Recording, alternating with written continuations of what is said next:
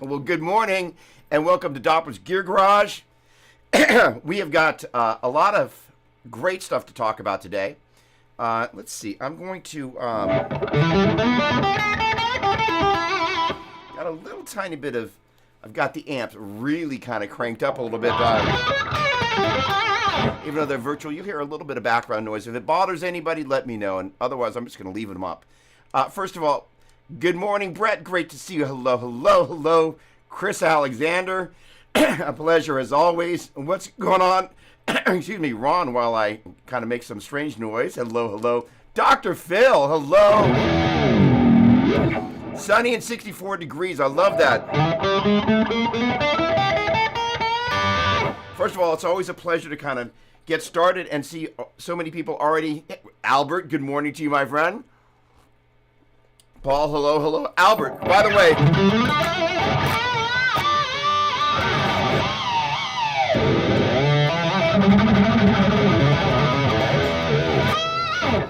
That's both Badlanders.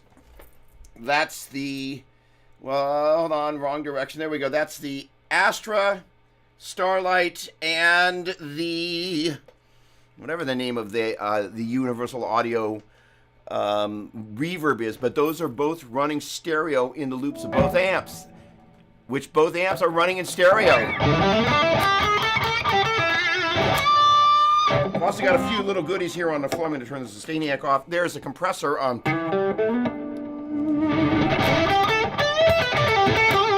that was off right there.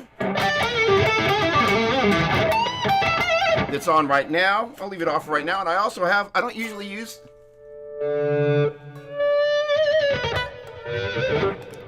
a volume pedal, but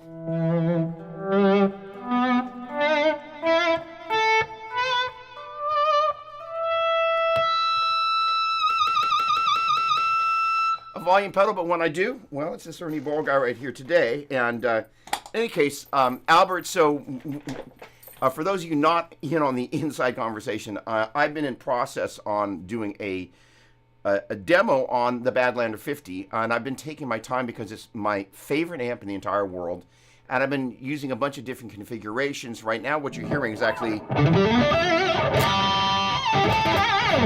both of them. I'm basically running into the front end of that one. I'm coming out of that into those effects there, and in turn that's the stereo split is going back into the effects return of the other two amps. So basically I'm using the preamp section of that amp to drive the power amp sections of both of those amps.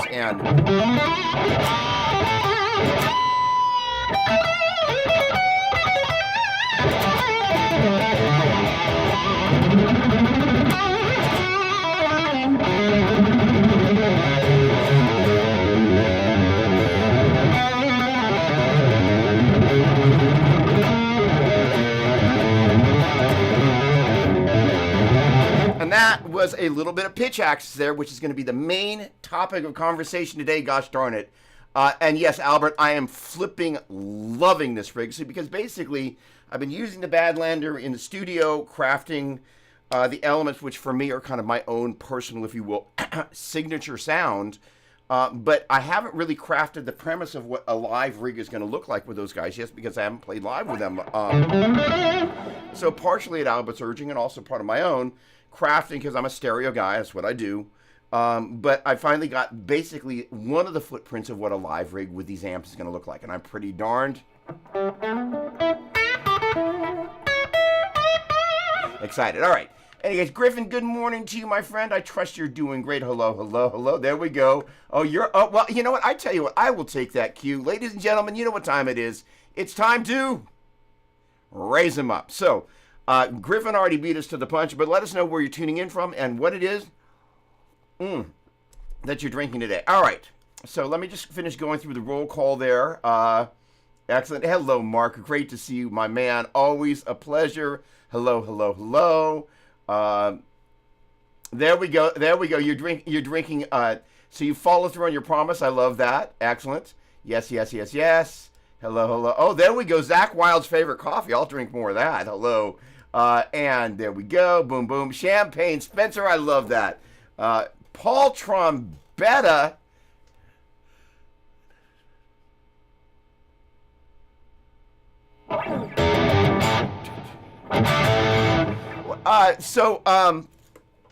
Paul, it's been a long time. So Paul was the singer in one of my favorite Bay Area bands, and is also a crafter of brilliant guitar pedals, and is a great guitar player on top of it. But we did a number of shows together. So Paul, great to see you. What was that?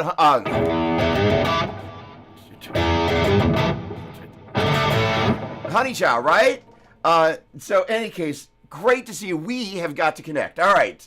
There we go. Awesome. Bring that stereo rig on. Come on. Oh, look at that. He's playing the V there, no less.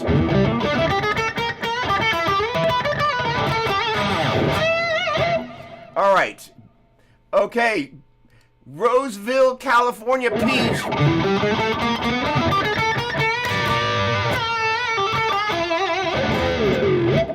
Love that. All right, good. All right, so let's get to the subject at hand. This concept of pitch axes, because I'm seeing a number of people here early, which means I think people are excited to talk about this. So, by the way, my car broke down in Roseville once. That's not like the story about the. I remember years of driving up and down I-5, and I will take a left turn here and there today. But hola, mi amigos. How you doing, Steve? Great to see you. On I-5, there's Coalinga, also known in my lingo as Cowalinga, because it always smells like cows and, well, all the things that come out of cows. Let's just leave it there. So, but this poor guy in this Fiat 124 convertible broke down directly in front of all the cows, off gassing and all of that too. So it was a thing. So when I think of breaking down, cowabunga. But there you go. So all right. So here's the deal. The modes for some folks are an alien thing, but let's just say that we were to take a look at the first scale most of us learned, which was the pentatonic, right? And if we were to play that at A, those notes are actually. I tell you what. Let me back out a little bit. Because one of the things that I definitely want to talk about is sound, shapes, and then the understanding thereof. And so when most of us are first taught the pentatonic, we're taught the shape pattern, number one, usually at A. As it turns out, those notes are A, C, D, E, G, A. But most of us aren't taught that, and arguably to motor around in the A minor pentatonic.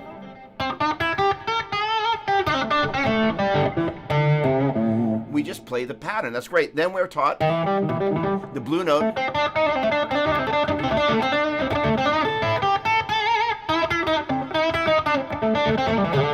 And then we're kind of taught the neighbor patterns, usually just by kind of going, hey, if you take the middle two strings and kind of ape that pattern in kind of a little octave deal, that's how you can kind of start adding some notes on either side of it. Most of us are not taught any kind of formal approach to 5 patterns up and down the neck based on each one of those successive notes. But as a starting place, again, we start off with a shape and we start off with a sound. The thing that's really kind of cool about the pentatonic is most of us are really trying to kind of imitate something sort of so on and so forth, some free birdie or sorry.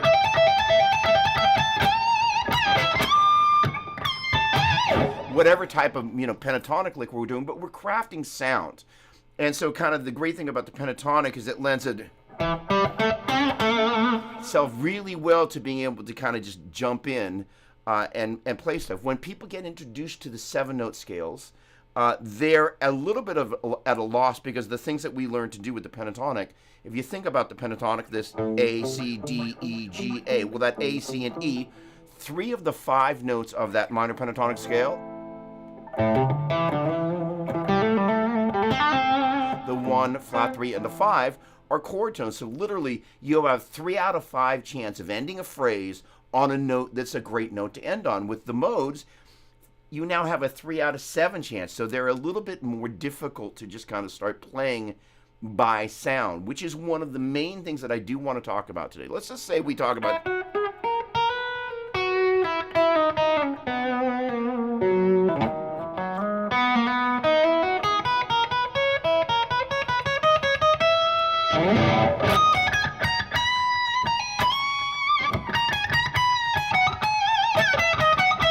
So that's the sound of the leading mode. But what I'm not doing, and I mentioned this on the Theory Geek Thursday clip, was I'm not hanging out in an individual fingering to do that, because that's one of the places that people kind of run aground. They're like, I play the fingering, but I don't necessarily feel like I'm doing anything other than running scales. Now, a number of you have bypassed that stage. However, we all suffer from what I will refer to as scale patternitis. That is to say, we run certain patterns over and over, and we kind of end up with the same sort of things. Now, again, getting back to our... or... which is great, but eventually we kind of go, well, what else can I do that I haven't done? And this is where...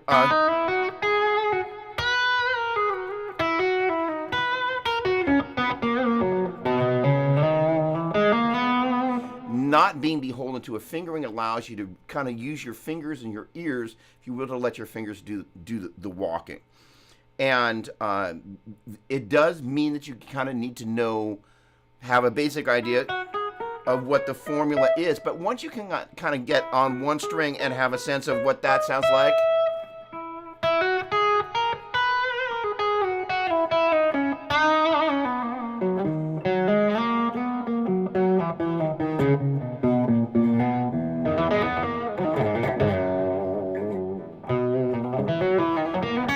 and this is also builds, I'm going to probably throw in some of the terms my students and I, who have affectionately coined this thing called the Doppler dictionary. And there's, so we throw in some phrases that I've kind of crafted to describe certain things. And there's kind of that note anticipation is whereby kind of like...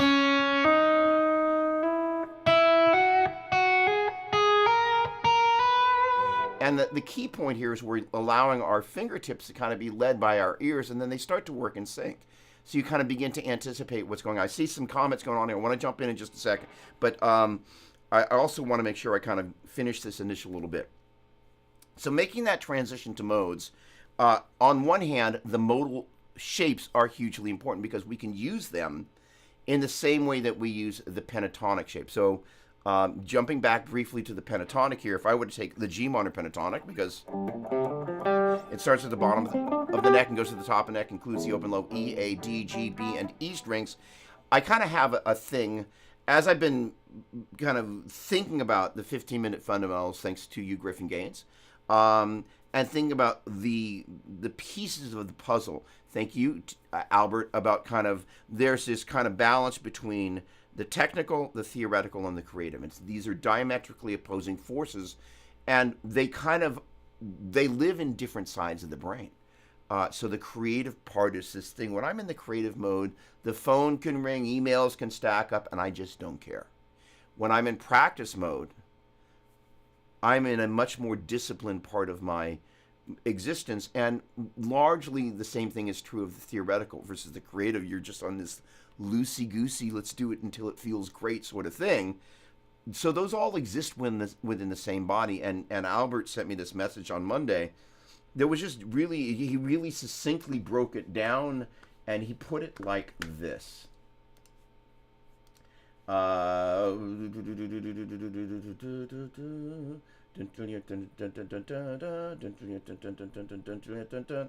I not cut and paste that into here?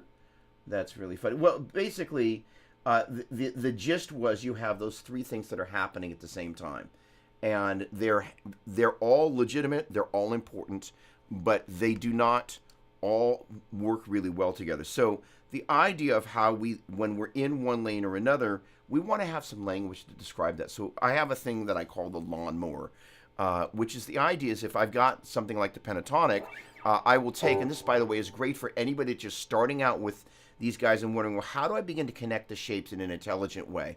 The first thing I would suggest doing, whether it's with the pentatonic, which is what I'm going to do here, or with the 3-note per string modes, is begin to take the shapes on the bottom 2 strings.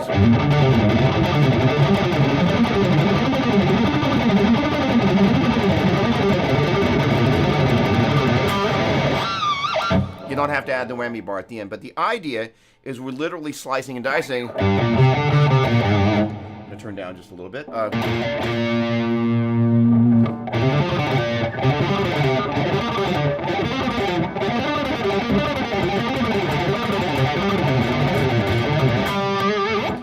And that is what I call the lawnmower. You're just going to, and just almost like you're on a patch line going on a pair of strings. So then you go up to the next pair of strings, right? And with that sort of approach, the shapes become a really, really important part of it, because it's going way too fast to think about G, B flat, C, D, F, G. But if I need to stop and camp out at that note, I know it's a B flat. So this is where that secondary level of studying becomes helpful, because it allows you to navigate. But true to where we started with the minor pentatonic, the shapes are the fundamental place that we kind of, for most of us, live on the guitar. If you think about a major chord, we're just moving a shape around, right? So we do not want to underestimate the value, and I do not want to, in the midst of talking about theory and note names and scale degree numbers and ear training and all that, those are labels for this. And I remember at one of the guitar camp, I asked Joe some question about the modes, and he said, they're just sounds. And I kind of looked at him as like, after the ball busting that I got for 3.5 years, oh, they're just sounds. But what he was really saying, and with Joe, there is often in my relationship with him subtext, where they're just sounds. You should have known that, yes, you need to know the theory and the note names and all of that, but ultimately, this is all just a description of sound. Make sure you understand that the most basic element of all of this is that it's a sound. If you play the shape wrong, you're going to get the wrong sound. So the shapes help. If you have the note names wrong, you're going to get the wrong sound. If you get the scale degree numbers wrong, you're going to get the wrong sound.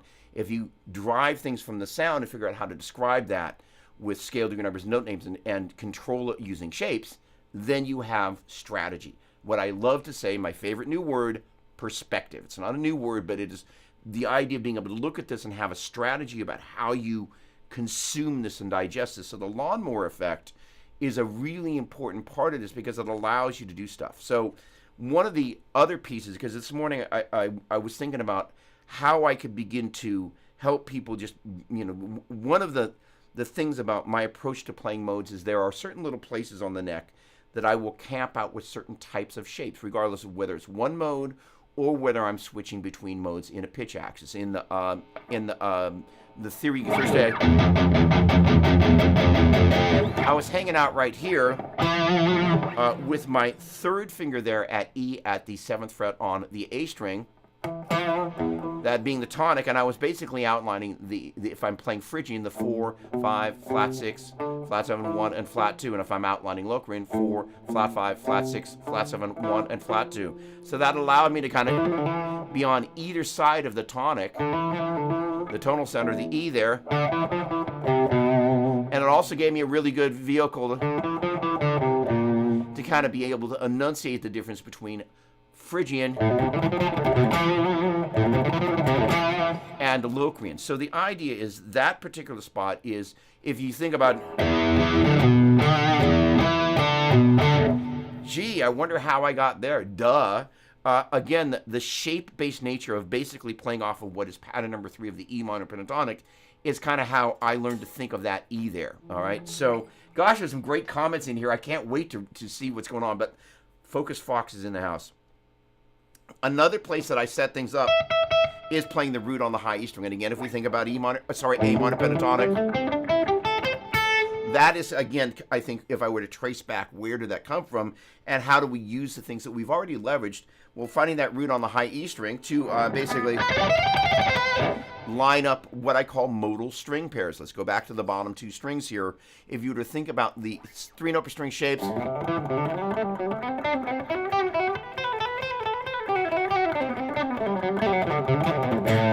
and we would think about the same thing that we did for the pentatonic, but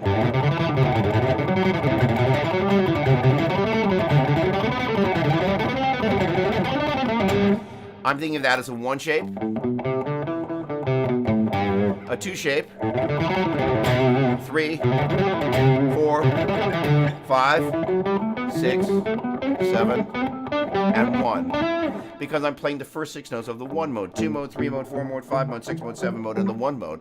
And if we extract that concept and go, well, if I were in G major and playing the 1 shape, I'm going to find G on a 2nd string, as in B, F, C, hold the D, hold the E, have to F, hold the G, and I'm in G major, so it would have been an F sharp, but I was walking through the natural notes. B half to C, hold to D, hold to E, half to F, or B half to C, hold to D, hold to E, hold to F sharp, half to G. And if I were there, I can take that same shape and I can plug that in there. So once you again can apply this lawnmower effect, it really allows us to slice and dice the guitar. So if you were to look at the G major 3-note per string mode, because again, we're setting a foundation before we start getting to this pitch axis thing, the idea is, well, how do we just kind of set up shop in one mode, right? Right. So the idea is, if we think about the 3-note per string modes with the lawnmower effect in mind, ideally you should work on each pair of strings, right? That is to say, the ability.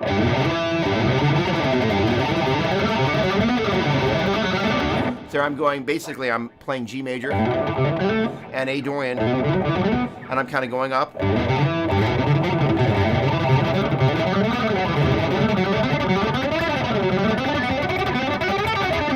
That's all right.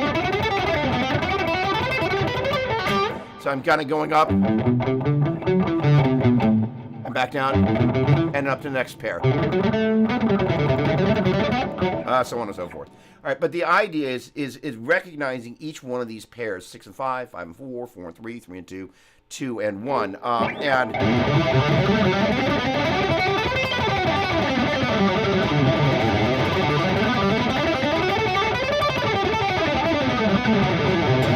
but there's another relationship.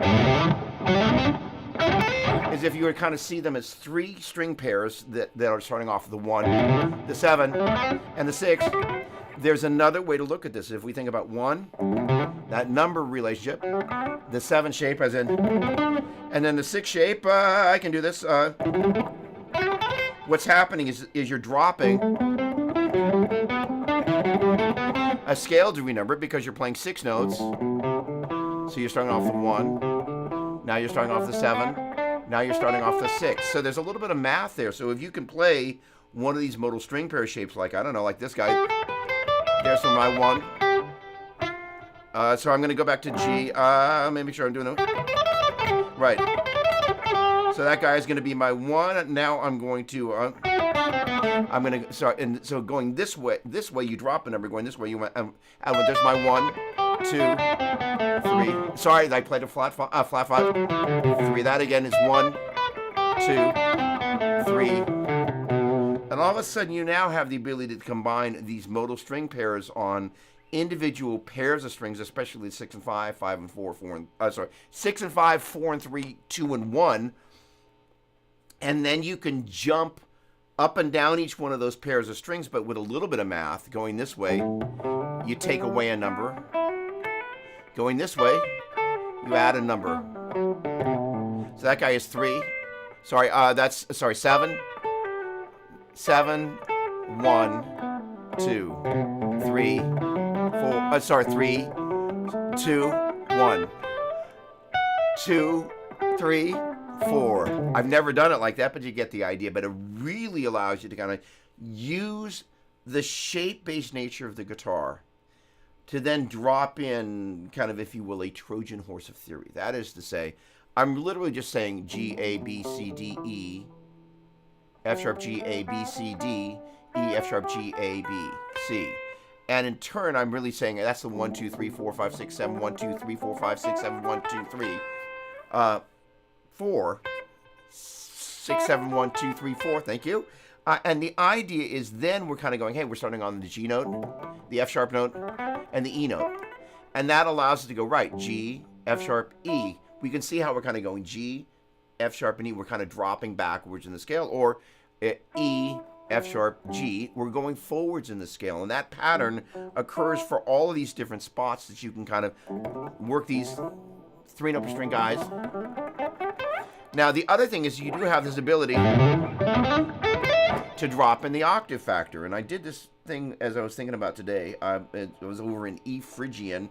And I was using, again, that note right there, I used just, again, coming back from how we learned the pentatonic. We started off learning the root on the low E string. But sooner or later, our teacher either circled the notes at the on the lowest note on the 6th string, upper note on the 4th string, or the lower note on the 1st string, and we learn to kind of be able to line things up on the high E string from, dropping that pattern to the appropriate note on the appropriate fret, right? So that strategy, again, is the same thing about how I kind of was doing this. That kind of seeing pattern number 3 there, again, pattern number 1 here. And the idea then, I'm seeing that root, but seeing it from a couple of different directions. So I can see that as kind of, if you will, or I can see it here. And again, kind of the neat thing about going, if I take the analogy of what I did here, where I'm coming from below the note, and I get a note above it, so I can have a resolution point there. That's a cool place to start. So I did this thing this morning.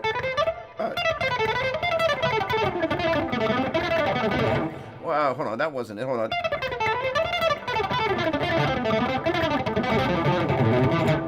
That's it. All right, so the idea was taking this guy and then dropping down. That's basically the 6 shape, the 5 shape, into the upper part of the 6 shape. And then, so basically,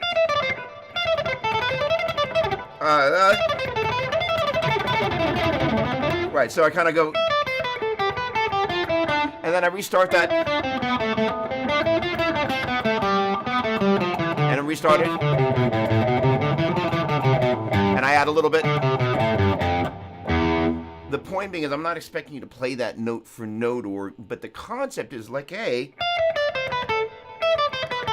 then we're restarting this guy, and we're adding this little piece. Then we restart this guy, we add this little piece, and just allows us to begin to link these guys together in a very modal, shape-centric way. And again, the shapes part of this is an important piece that I think a lot of people, one, they get stuck, like in the Theory Thursday thing. I said, hey, try not to just play the mode shape started at the root on the low E string, but instead move up and down the neck.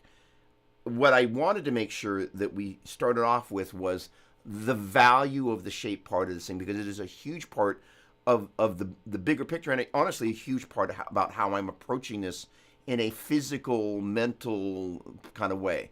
That said, when you begin to unpack this little guy here, I'm beginning to know that since that's a 6 shape that I'm playing there, but I'm targeting that E Phrygian there, so I know I'm just kind of plugging in a pattern that's relative to that mode up and down the neck. All right, let me just take a quick moment, and there's a lot of great comments here, so let me just kind of check in and make sure. All right.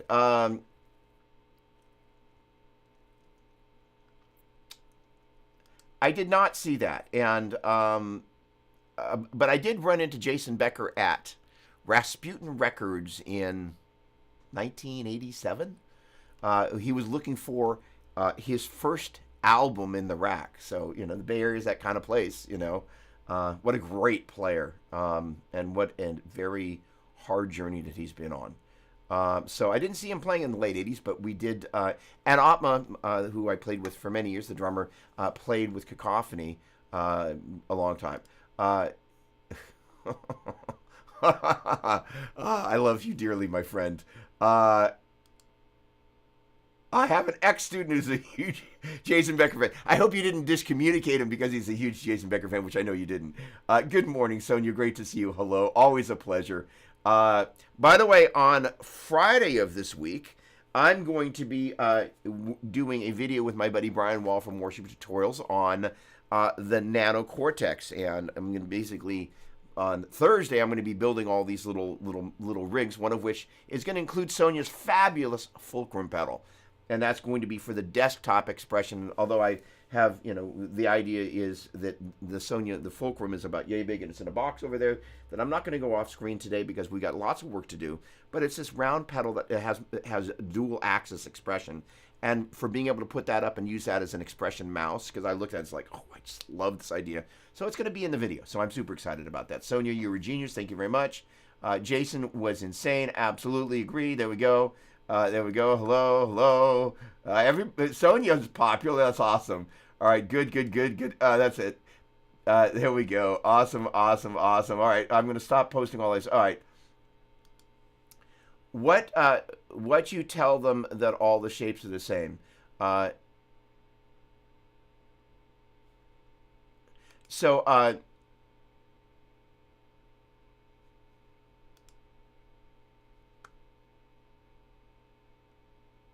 okay. So if we were to take the three note per string modes, like I said, kind of with the pentatonic. One of the challenges people have with the pentatonic, and again, because it's where most of us start, is we kind of get one pattern. Most of the time, nobody shows us all five patterns up and down the neck. So that kind of like orphaned at one pattern, not immediately think about what are all the other patterns that relate to that up and down the neck. That psychology is pervasive for a lot of guitar players thinking, and it's really dangerous and it's toxic.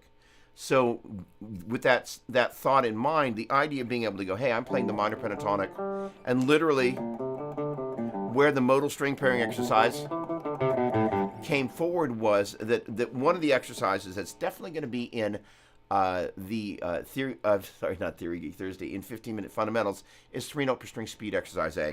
And it's taking the notes of the G major scale on the high E string and doing them in groups of three notes with an eighth note triple feel.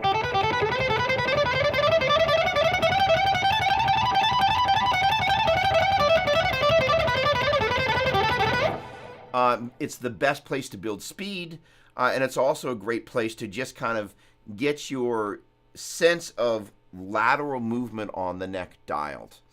Then kind of increasingly in the back of my mind, I had this conversation. Well, if you're showing people to do this with the minor pentatonic, why aren't you doing that, showing that with the modes? So that's a really good point, Mr. Doppler. And out of that, the revelation of the fact that other than the major and the mixed Lydian, which both share a natural 1, 2, 3, 4, 5, 6, Dorian 1, 2, flat 3, 4, 5, 6, that's unique. Phrygian 1, flat 2, I'm going to call it the mode name when I play the first notes. Major 2, 3, 4, okay, sorry, hang on, let me back up a step. The reveal is as follows, is if as you're thinking about these shapes, if you will, you can quote unquote impregnate them with some theory that is pervasive every time you play the shape. When you play the shape, your brain understands the theory that's driving it. So if we're in the key of G major, whose notes are G, hold the A, hold the B, F to C, hold the D, hold the E, hold the F sharp, F to G. If we take the first 6 notes of the G major three note string mode, G, A, B, C, D, E, then start off the next note, A, B, C, D, E, F sharp, B, C, D, E, F sharp, G, C, D, E, F sharp, G, A, D, E, F sharp, G, A, B, E, F sharp, G, A, B, C, B, F sharp, G, A, B, C, D, and G, A, B, C, D, E.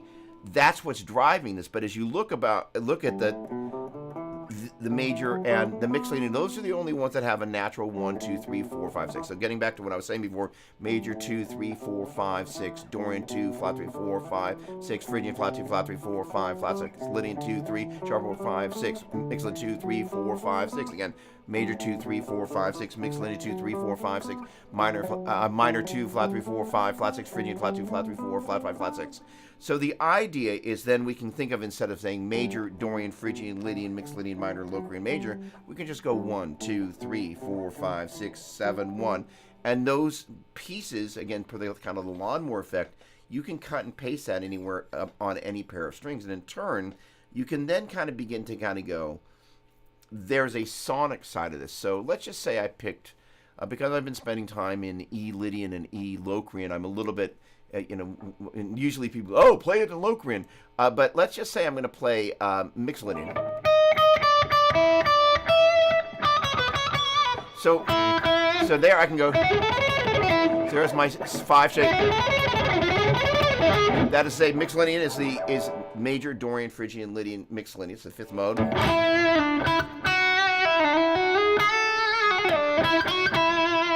So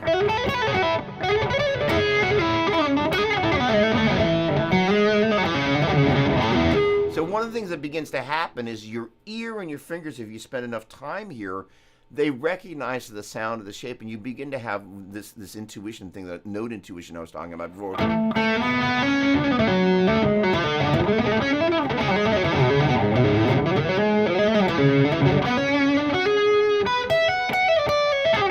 And that's why I was mentioning to people.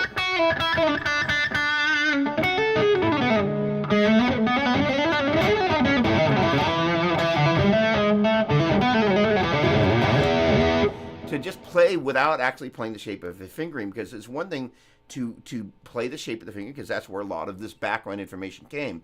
But the real win is when you can start moving up and down the neck without being confined to playing the same rutted paths, and you're finding the notes by sound, because that means that when you play back inside a shape like Mixolydian,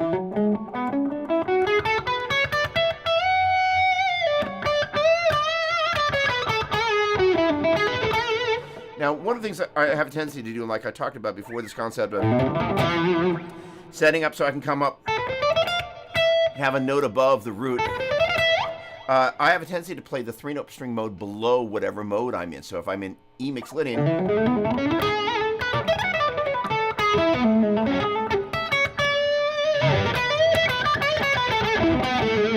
it'll just allows you to frame the mode, because you get on the low E string you get your flat 7, 2 on the 1, or if you walk through the 1, or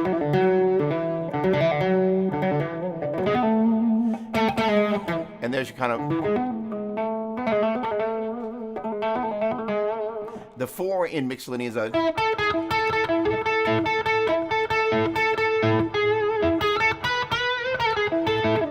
is a really important note. So the reason being is it's on probably more than any other mode, I really leverage the 4 in Mixolydian.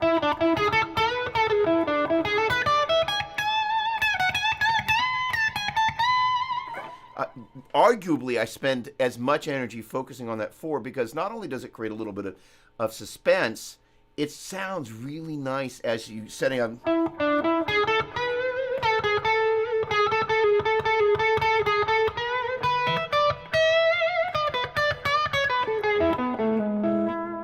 All right, so the point being is the 3-note string mode below. The other thing it does is on the sets up, again, like we took from the minor pentatonic, sets up the first finger being on the root on the high E string. And then if you're kind of used to the modal string pairing shapes, allows you to go from 3-note per string mode, Bill,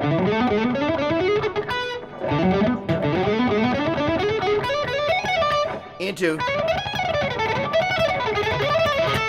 the modal string pairing and kind of, if you will, shift gears into that. And that's just a really helpful way to just kind of be able to go, oh, let me navigate the neck like this. All right. Let me see. I got to Tony Lucchese. Good morning. There we go. Awesome, awesome. There we go. Come on. Yes, yes, and yes, and yes, and yes. Awesome, awesome, awesome. Love all of that. Well, thank you, sir. Hopefully I didn't browbeat you too much, but thank you.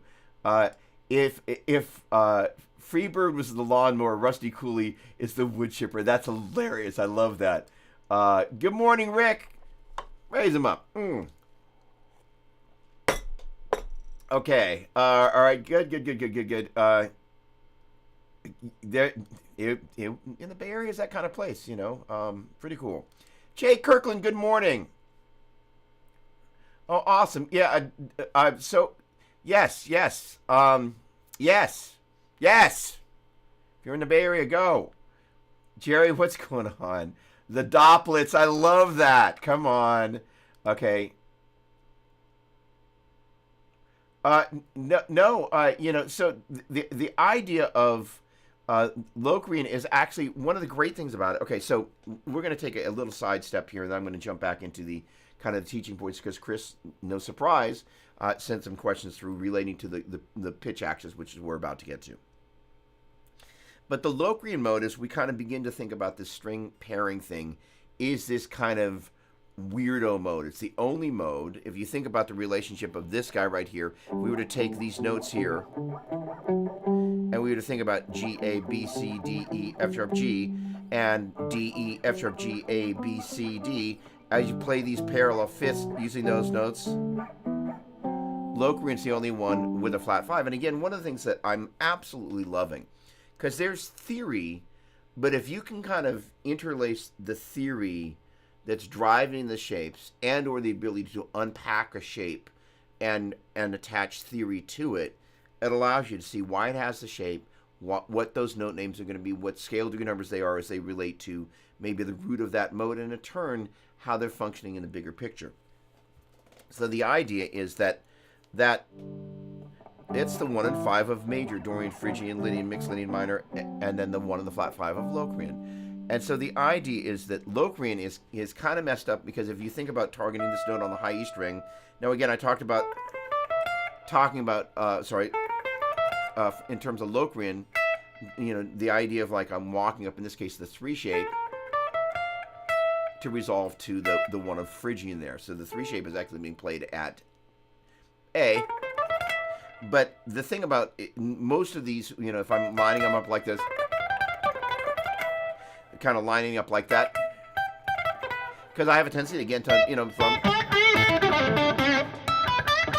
if for example we're in the key of E minor,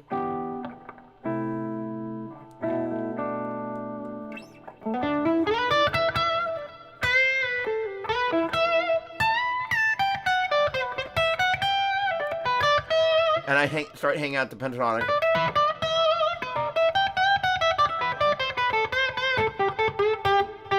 I will start to incorporate some of the modal notes, which is how 99.9% of us start to incorporate modes. We kind of go one day and I go, we miss with that third finger. And as it works out, 2/3 of the time, if you play that note, if you're playing the minor pentatonic, that's going to work for Dorian and for minor, but not for Phrygian. But the thing is, this note, whether we're playing Dorian, Phrygian, or minor, they've all got the natural 5. Locrian has got that flat 5, so it takes a minute for those of us that are so used to 6 of the 7 shapes. If we're playing the root here with our first finger, then we got to remember to not use that first finger there, but bring it down that half step. Muscle memory. And it took a little bit of kind of like, Doug, hello. You in there, pay attention. But once I kind of got comfortable with that, it really kind of got me actually really loving the Locrian. Because first of all, the great thing about the Locrian,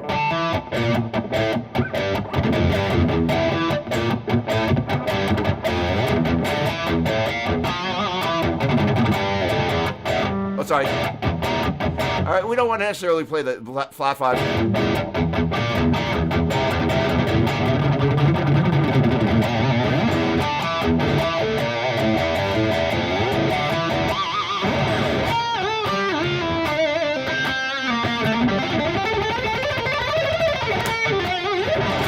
Oh, sorry, natural 2.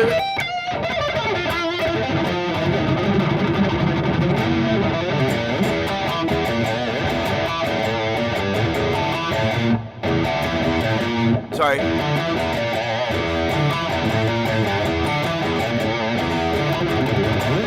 It's a killer sounding mode. Most of us are like, it's like a dead skunk. Because we avoid it because it's so flippin'. I mean, seriously. Like, oh, let's play over that. Like, seriously. But until you kind of being, wait a second. Let's investigate this. And you would not be the first person that has thrown me under the proverbial bus with Locrian. We were doing, Larry Mitchell and I did a show at the OC Vibe Guitar Festival, and it was actually inside the Arco Arena. I can assure you, for my set, it was largely empty. Those things will hopefully change in the next year. But for now, the point being, it was this giant venue. But there were, there was an audience there, very engaged, and then we had a jam going. It's like, hey, that is I did my set, then Larry did his set, then we jammed, and then I always often like to get some audience participation. So I'd like, all right, throw out a mode, and somebody's like, Locrian. I was like, and off we went.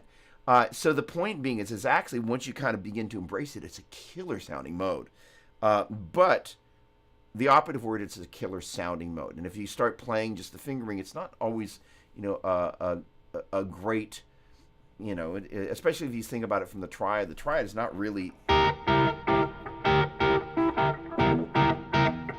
I don't really dig angular sounds. It's just not my thing. It's not like, there aren't other people that love angular sounds. It's just not my cup of tea, or cup of beets. Okay. All right. No, I'm glad you did, because you know what? I love.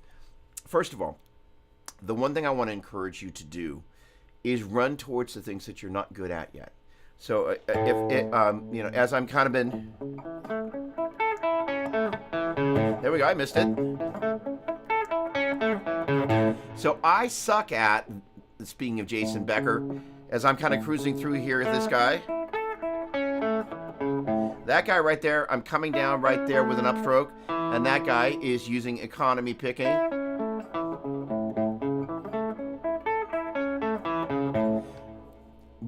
And for years, I was like, you know what? That particular economy picking is not my thing, and there are lots of people that do it really well. Let them have that, right? But I kind of am taking myself to task, you know what?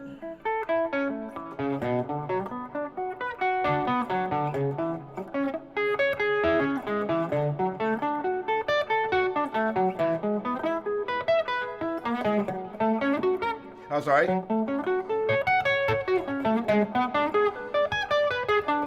So if I can potentially embarrass myself in front of all of you in real time, great move. But the idea is like, that's what I'm running at. And those arpeggios are probably going to be one of the 3 different groups of arpeggios that are going to be in Griffin's 15-minute fundamentals.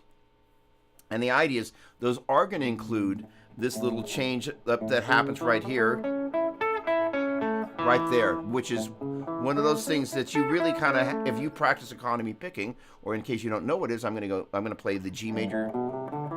Normally, I'm like an alternate picking person, and I, for years, have browbeaten people. If you go down, up, down, up, down, down, dragging that downstroke, that's economy picking. The idea is instead of going down, up, down, up, down, up, going down, up, down, up, down, down, dragging that. There's a particular slurry sound that is a fundamental part of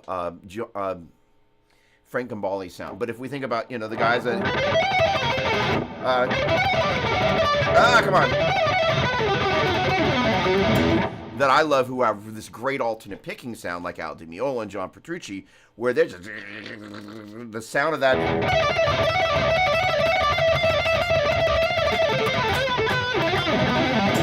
That sort of a vibe, that's not that economy picking, and I far prefer that for my own thing. However, this whole kind of, this little bit of, I'm going to own that because I have to.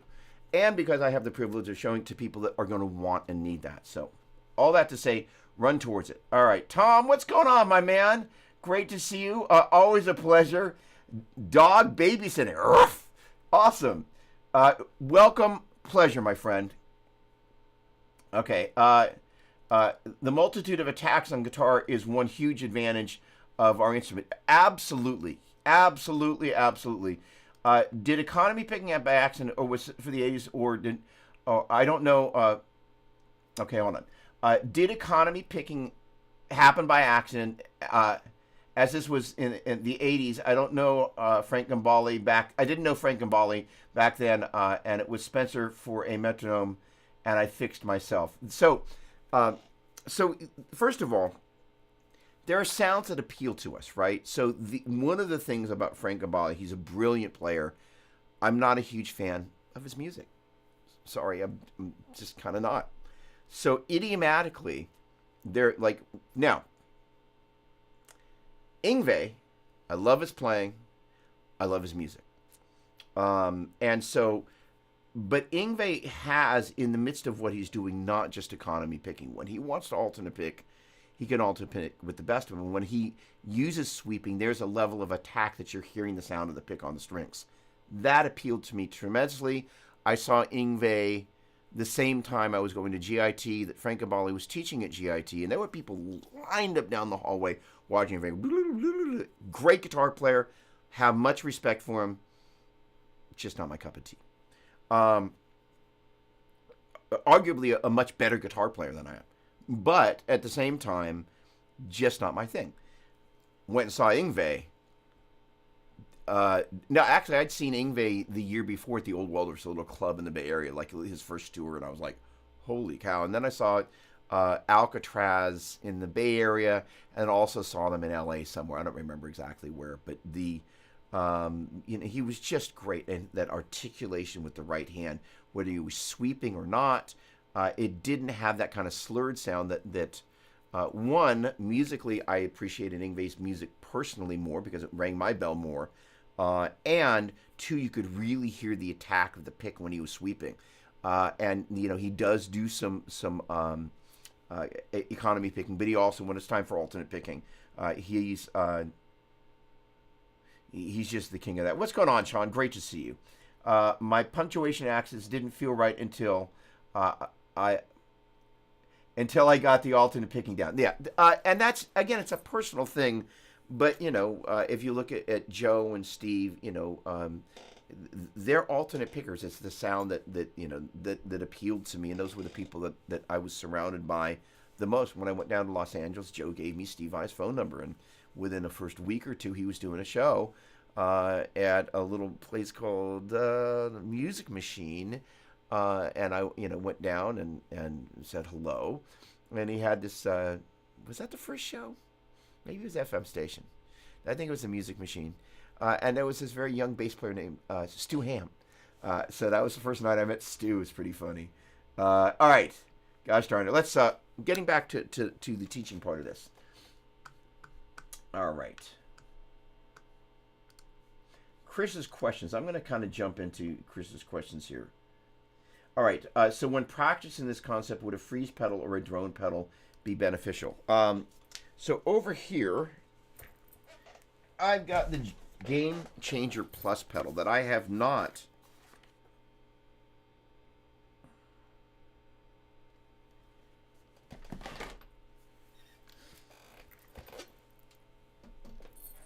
no time like the present. Excuse me. I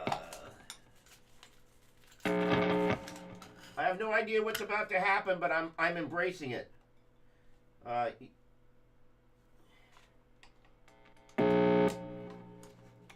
I'm game changing.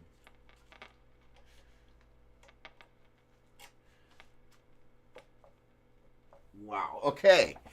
All right. So I have yet. This is, by the way, if any of you do live streams, what I'm doing is a very inherently bad idea.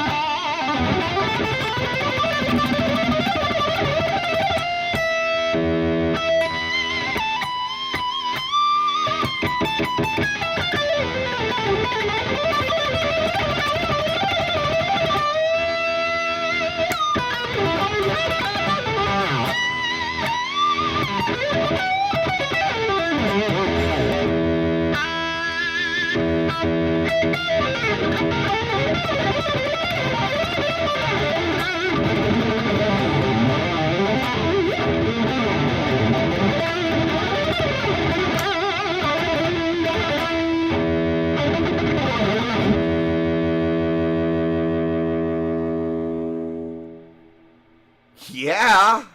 All right. So, so that is the Game Changer Plus. So that it looks like no, I'm not going to be able to get it up out of there. Well, the box looks like this. That's actually one of the grooviest boxes I've ever seen. So, so it is the equivalent of a freeze pedal, right? So the idea there was I just kind of hit the low E string. Flip, that's awesome. Uh, so, per the heart and soul of what I wanted to do today, there I was toggling between different modes, and Rick was kind enough to, in the Theory Geek Thursday post on Facebook, put a link up to something that Joe did teaching on pitch axis from a clinic that looks like it's, as he pointed out, the PV era thing. So I don't know if it didn't look like a traditional music store. And it didn't look like a live venue, so I don't quite know where it was, but it was really, so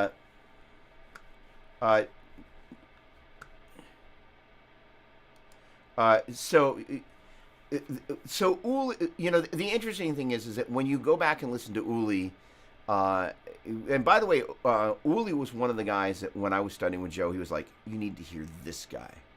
And this was before Yngwie, had come out. This was several years before Yngwie came out, and he was just like, you need to hear this. And I just went, whoa. I actually had the privilege of teaching at Uli's Sky Academy. I've done some shows with Uli, opening for him, and he's just brilliant. And that is where Yngwie admittedly learned a lot of it, as well as Ritchie Blackmore. And in many ways, kind of, he took the best of Blackmore and the best of Uli and threw them together. I mean, just absolutely amazing, right? Absolutely.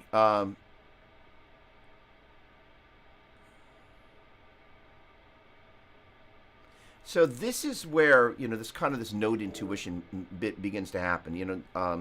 I think, we've all heard a number of people talking about the concept that you kind of know what the next sound is, the next note's going to be. You kind of hear it before it happens, which means that you're literally in the middle of one moment hearing the next moment is about to come. It's a funny thing, right? If you think about it, I'm playing this note that's sitting against this chord, but yet I'm hearing the next note that's going to happen in the future, right? Like we're fortune tellers. But it's an interesting phenomenon.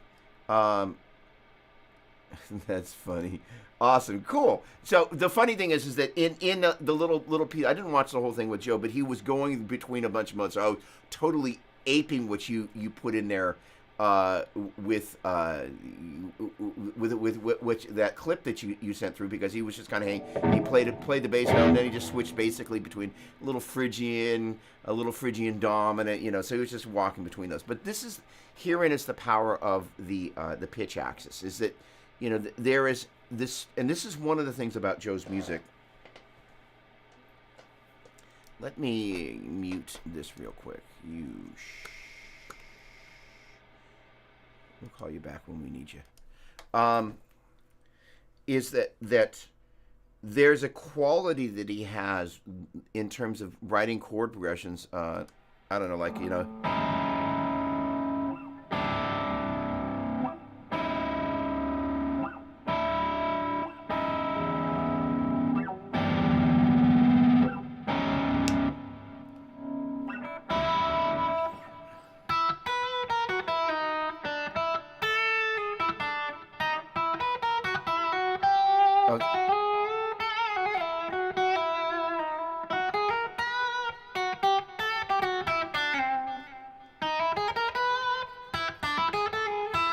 so as I recall, over that guy,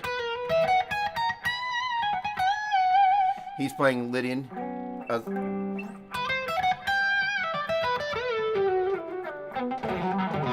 He's playing minor. Back to Lydian. Mixed Lydian.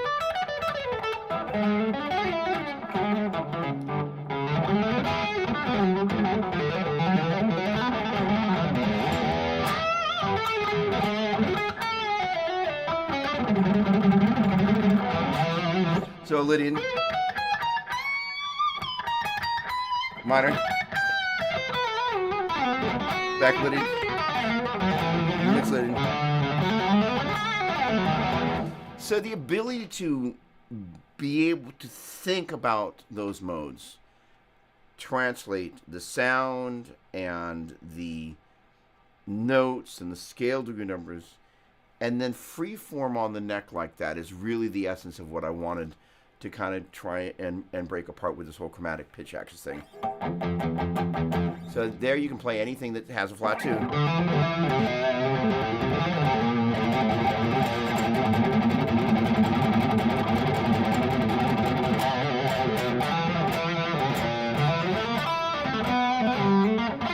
So just you can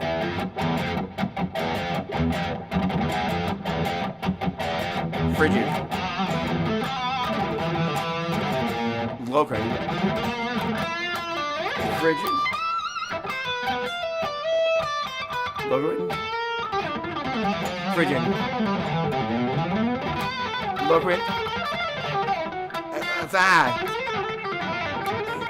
local, frigid, local, frigid, local. That was right. Frigid. Okay. But just being able to kind of, on command, toggle between them. It's not always pretty. It's not always perfect. But you get used to just kind of go, oh, I'm in this mode. I'm in that mode.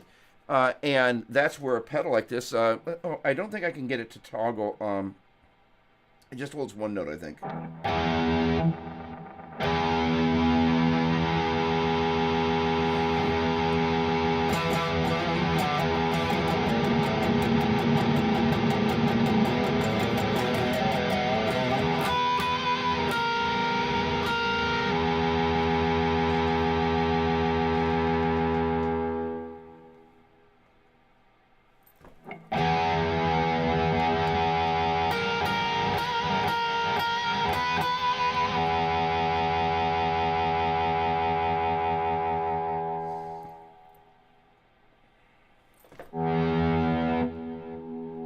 There is a volume level.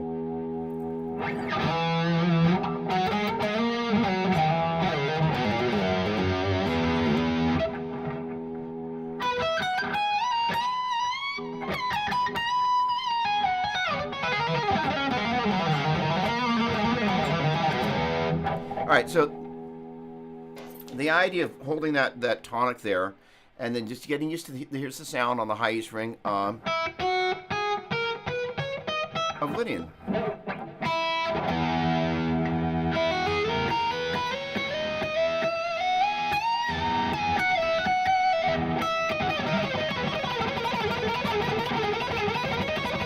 The other thing you can do by working on a single string, it's a great way to kind of build that note intuition. That is to say, if you can kind of sit there in groups of 3 notes, kind of going. Oh, sorry.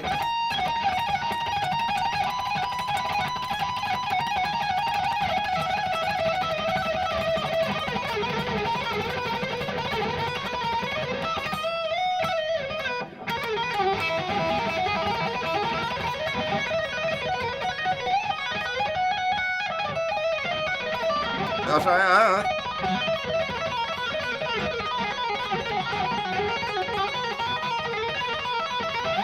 And you just start building different types of sequences of putting those notes together. The sound of that begins to permeate in a linear sense underneath your fingertips, and you just kind of begin to know how to pick up that, if you will, that the scent of that trail sonically. So that is to say,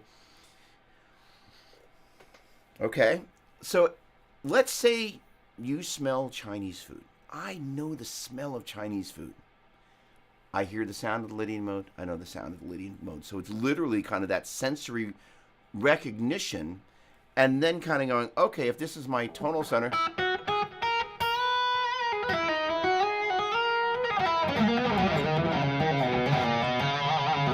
Now, the interesting thing that I've been really working on is learning to play without looking at the neck. I think we've talked about that. And, one of the big advantages, again, if we think about, we smell Chinese food, we recognize the smell of it. I hear Lydian mode, I recognize the sound of it. When I look at the neck, and my guess is this is the case with you as well, we see the comfort keys. And instantly, if we're not careful, we not only go to the comfort keys, we go to all the places on the neck we've mapped out visually. So a minute ago, I was talking about these modal string pairs and kind of mapping around this note on the high E string or this note on the A string, because those are really exceedingly valuable tools. Arguably, if you're kind of in your guitar arc there, those are really kind of right around here.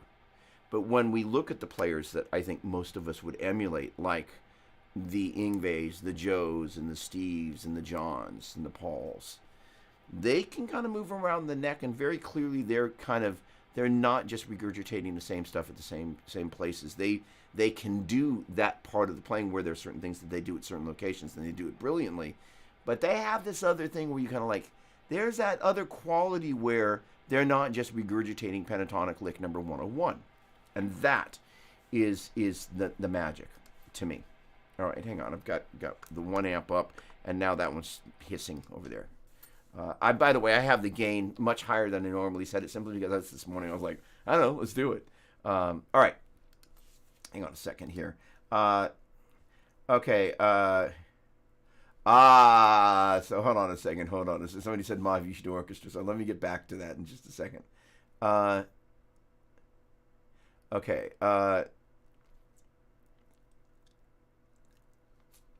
Okay. Oh, wow. Okay, hang on a second. There we go. Yeah, no, Uli's great. All right. Yeah, it's a funny thing, kind of that musical intuition of kind of what's the next note going to be, right? Flow state. I like that. Eric, good morning. Great to see you. Hello. Love that shot, by the way. And you know, but here's the thing, and I'm not being pokey. They're not odd to Joe. And the great thing about Joe that I love, I have to kind of break down a little bit of history here.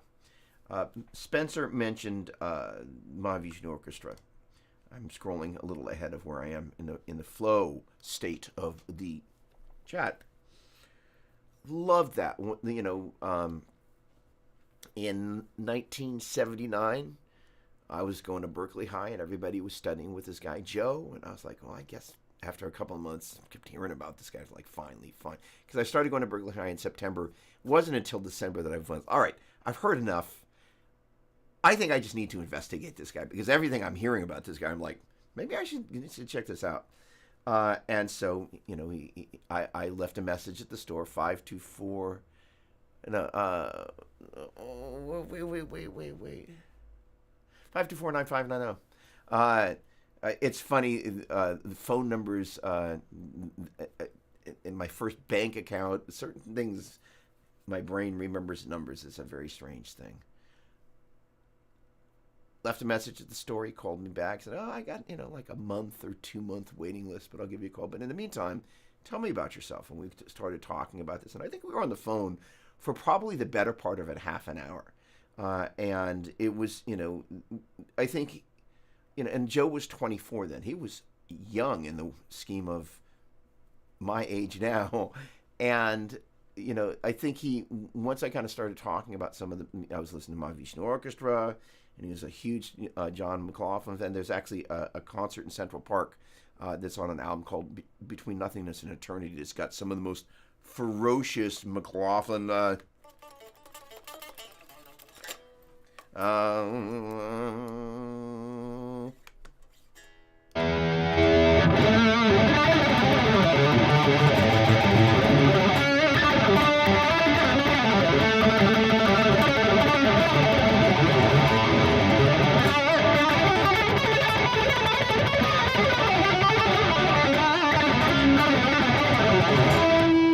that part of that thing, I don't really play much like that anymore, but that was a huge part of young, that particular vibe. I love the intensity of that thing. And so we had this conversation. We talked about Mahavishnu. So when I went down to GIT, there was this whole, the new wave of fusion, which I just hated. And nobody's really playing in that particular idiom anymore. It was just really kind of, there was an element about Return to Forever and Mahavishnu Orchestra and 11th House. That was Larry Coryell's band, and Weather Report, but Weather Report didn't have a guitar player. That there was, I think, a sense of rock to it. It wasn't just that there was guitar, but there was just kind of like, there was a tenacity to it, and that LA fusion was just a little too coked out, a little too alcohol and cigarettes. It just was not my vibe. I'm not saying that all the players that were doing that were doing coke and shots and smoking cigarettes, but if you could imagine that particular time in LA, that's part of the music that was idiomatic to that. And I just hated the music, honestly. It just did nothing for me. I was like, flipping, great guitar playing. It just makes me want to get a blanket and a pillow and go to sleep. I'm usually not that harsh, but at the same time, that's how I felt about it. So that it had, even then and now, that reaction to it. But when it comes to the Mahavishnu Orchestra and the work that John McLaughlin did there, it was just foundational to my experience as a guitar player. And same with Joe's, you know. So if you kind of want to know where some of that history lives, it's there. So all that to say,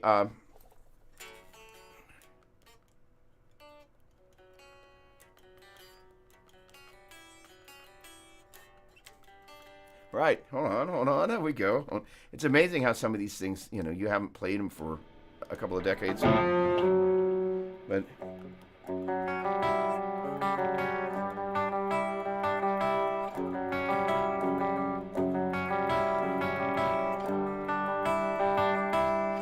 you know, they just had all these groovy, crazy, odd meters, and the thing about the Mahavishnu Orchestra guys, and this is one of the really cool things about this modal exploration and why it appealed to me, was Billy Cobham gave a drum clinic.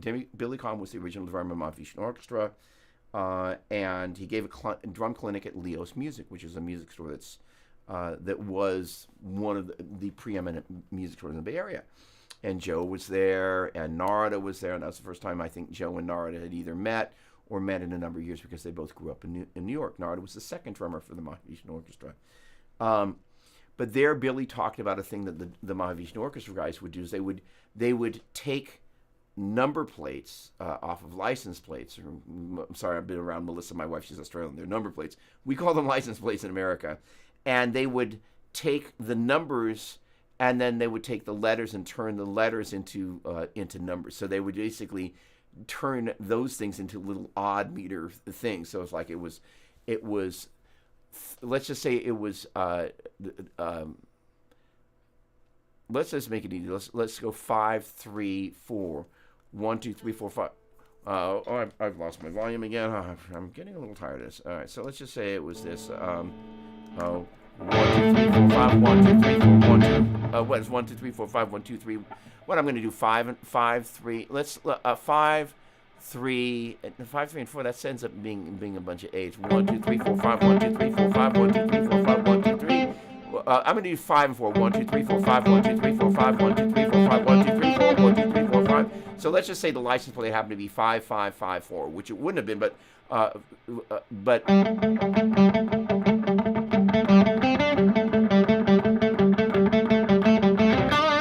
da da da. 1, 2, 3, 4, 5, 1, 2, 3, 4, 5, 1.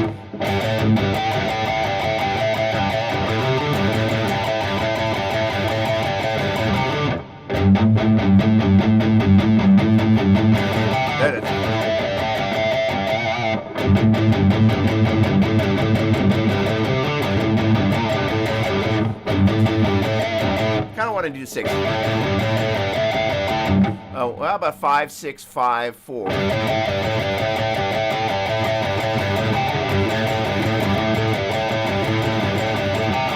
So the idea is it's got this kind of like, holy cow, these guys are, whatever these guys are drinking, it's a little different. And the idea of kind of going, how do we take that and apply that kind of, that sort of free form, but not just kind of loosey-goosey, but how do we take that creativity and bring that into this? So that's where the pitch axis for me is really helpful. Most of the time, I'm living in one tonal center, but there is kind of some of this where you're kind of like...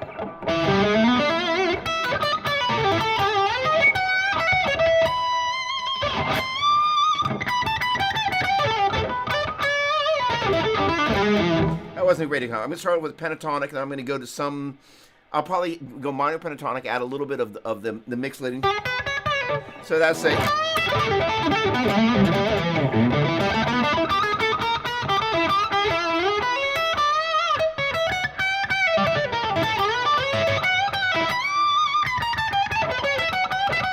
So that... Now...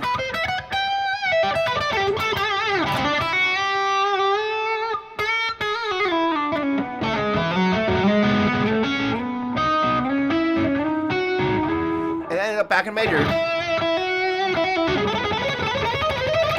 So kind of start off with minor pentatonic. Mixolydian kind of vibe.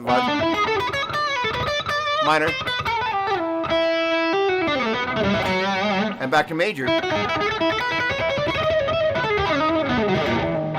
So the crazy thing about that is that actually I can't say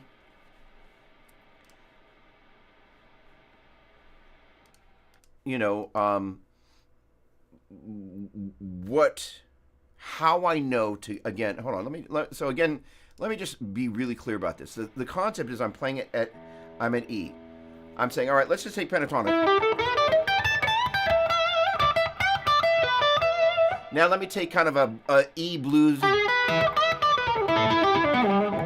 where it's really what that is what I call, amongst other things, the mixo-octatonic scale. That is to say, if we took the minor pentatonic and combined the Mixolydian scale, we would end up with, which is 1, 2, flat 3, 3, 4, 5, 6, flat 7, 1.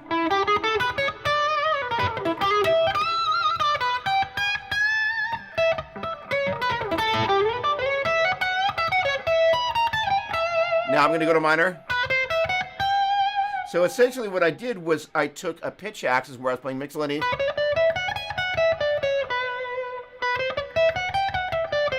And, the idea is you start banging around with this stuff and eventually kind of go, oh, find that pathway. And then we walked with that.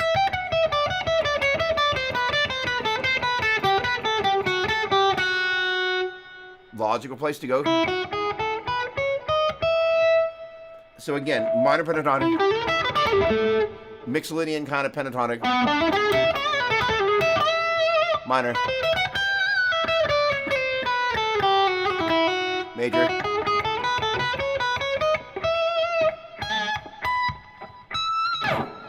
all right.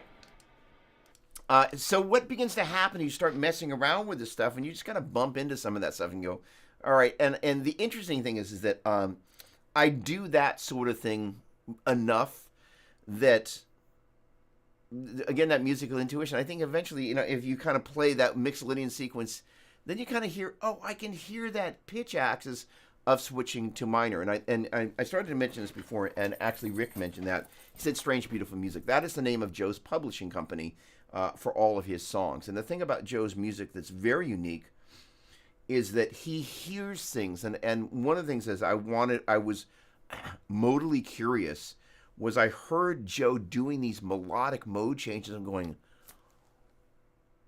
I understand what he's doing.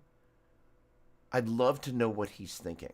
All right. So if I were to try and break that down, the idea, again, with a pedal like this little kind of game changer, as you start playing some sort of bass note,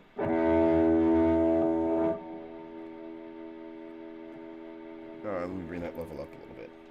This is really useful, by the way. Come on, there we go.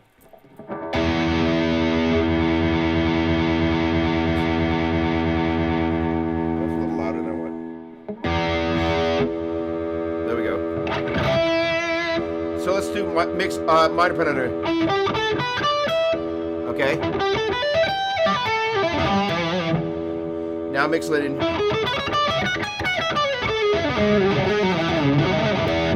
Now minor.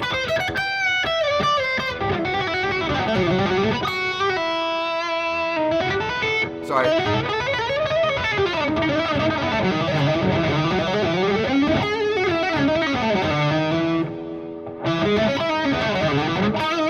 So let's get used to the sound of major.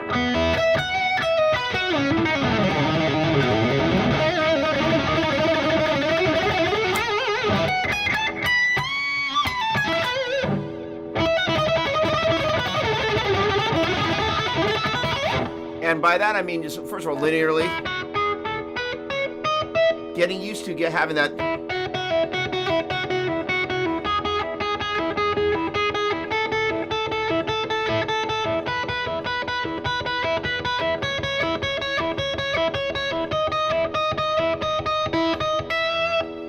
Now we're going to go back, track minor pentatonic. Mixolydian.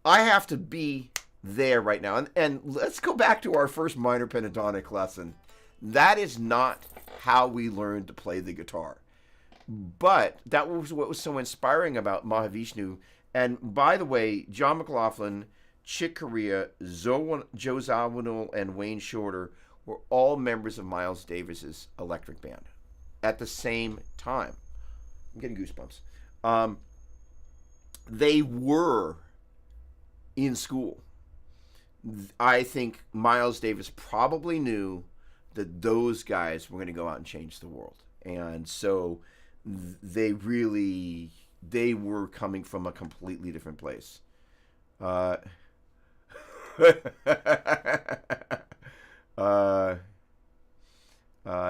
and that's really really just amazing. Rub it in. Oh, saw them live. Oh, yeah. No, those guys, and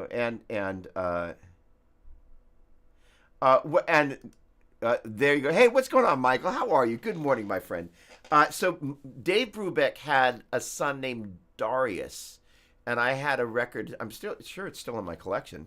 Of not only Darius, but I think one or two of the other sons were also on that record. Da da da da da da da 1 2 3 4 5 1 2 3 4 5. So take 5. It's just like, it's one of my favorite things. To tell you the truth, wow, I've never said it like this.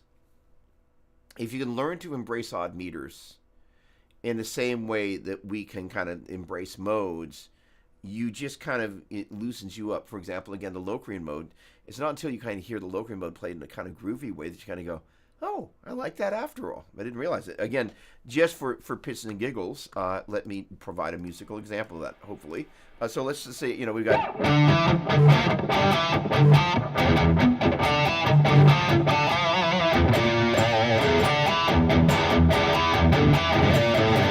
And technically...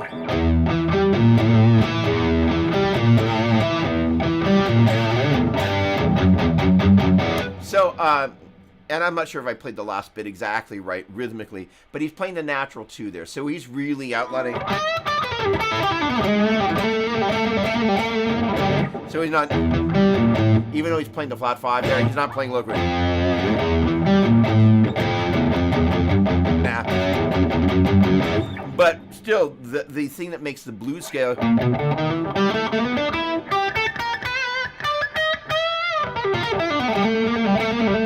That flat 5. So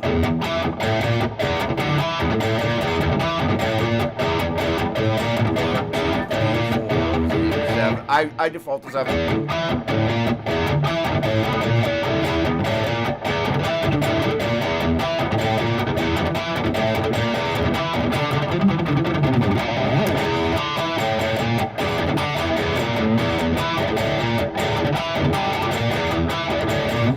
If you heard that riff,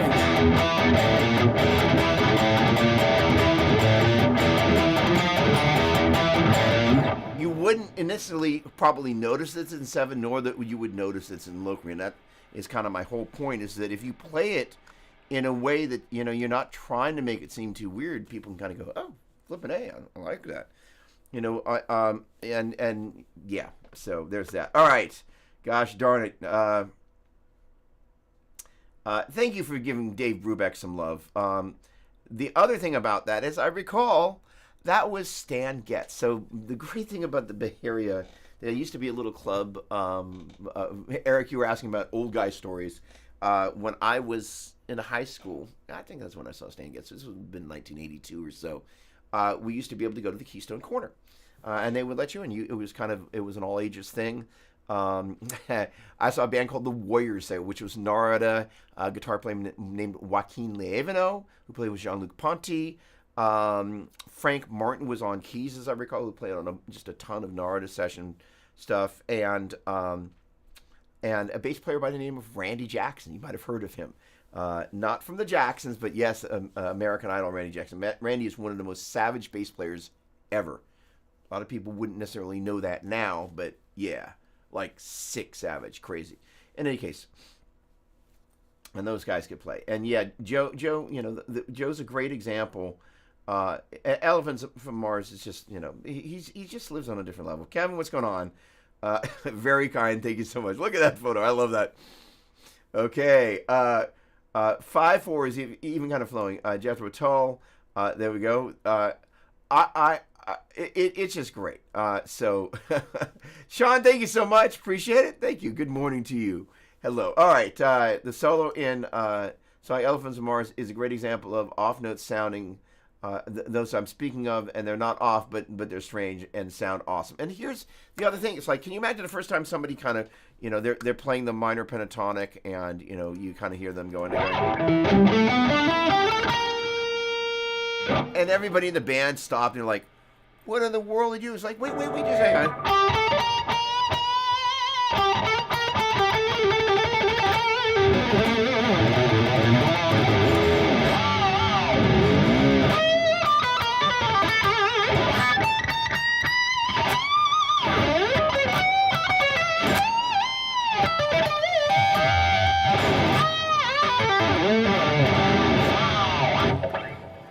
I digress. Way too much fun. But here, I will say this, is that how we have fun with the instrument, if we kind of build too many, we corral ourselves in, but all right, it's got to be in 4. We can never play that in local mode. There's music that inspires us to even bring that sense of discovery.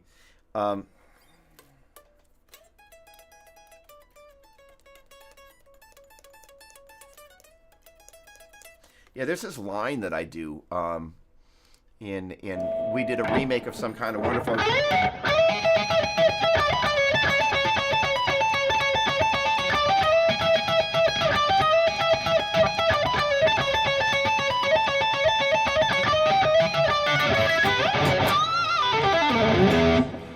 But it's this crazy little thing that's just a little bit. It's a little bit Jimmy Page, but it's just kind of like, I don't know, I just went to it.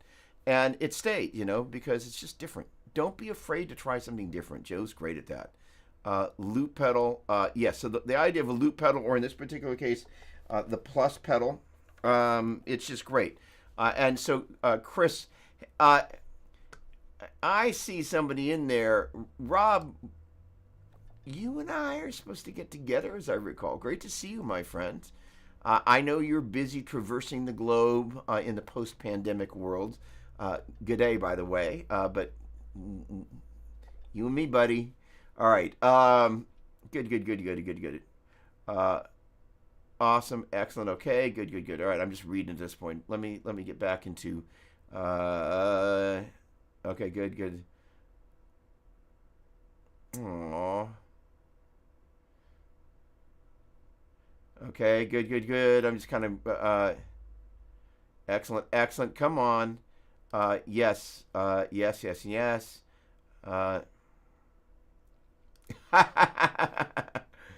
my word. I love that. Come on.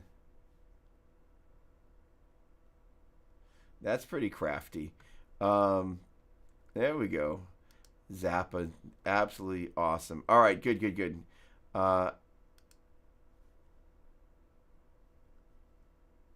There you go. All right, we've gone full circle back to Metallica. All right, so it is 10:37. I've gone through most of the teaching points that I wanted to, but let me just go get back to Chris's questions here. For non-open strings, would I recommend a capo? So this is another really good point. So the comfort keys, or comfort, like we can call it comfort keys. So E is.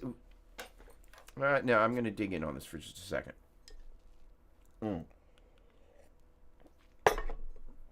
Specifically for those of y'all that are sticking around. The deal is, we spend a lot of time in keys that when we get back to the visual side of the guitar, E is a really good key because you can see that note there, you can see that note there, not hard to see that one there, not that one there, not that one there, not that one there. It's not hard to see those. So it lays itself out really well. When you think about a key like B flat, what guitar player in their right mind, I loathe capos, actually. The only time that I really like to use capos, if I have two disparate sounding acoustic guitars, capoing the bassier guitar and playing the open position chords on the brighter guitar and the capoed guitar for the darker guitar, then you're leveraging the disparity between those two instruments and the capo to make them more alike. And you're kind of making them so they're less disparate by using the capo and playing open position chords further up the neck on the capoed guitar. One of my favorite acoustic guitar hacks. Good morning, Eric. Never too late. And, I was just about to hang out a little bit longer here because I wanted to touch base on Chris's questions. Oh, sorry. I hold on. A lack of respect. There we go. That just warms the heart. I just got to say that. All right, so here's the deal. Let's take B flat, a key that most of us spend as guitar players very little time in. I kind of lost my footing there. Hang on a second.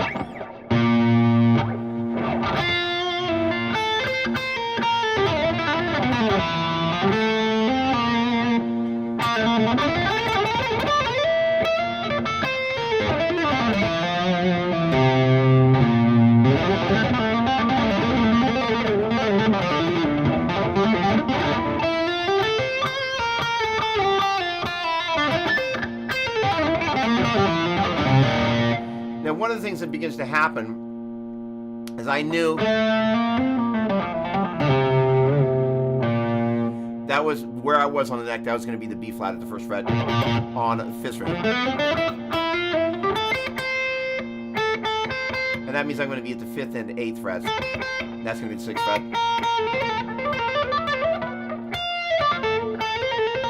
That's going to be the 11th fret.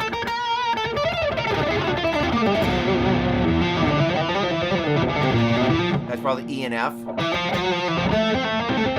So as much as you can kind of begin adding shapes, once you kind of begin to know the neck, sounds, scale degree numbers, and note names, you kind of begin to, even if you're not playing out of a shape. All right, let's go to B flat.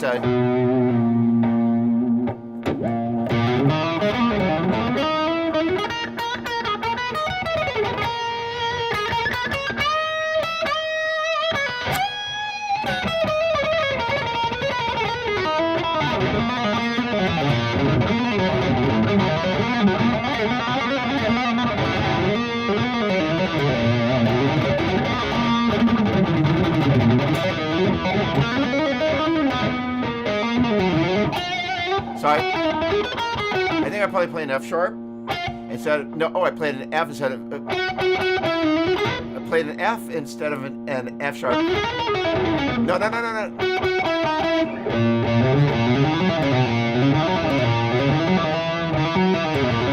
No, I played an E sharp instead of an E. Now that turns it into B flat Phrygian.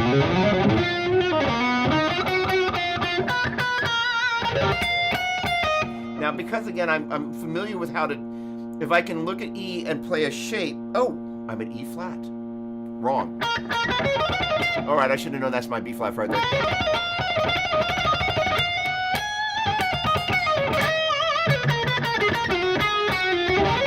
Now, here's one of the other things that begins to happen.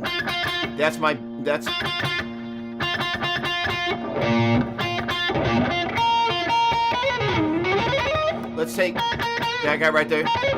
Sorry. I'm gonna take that as my tonal center, B flat.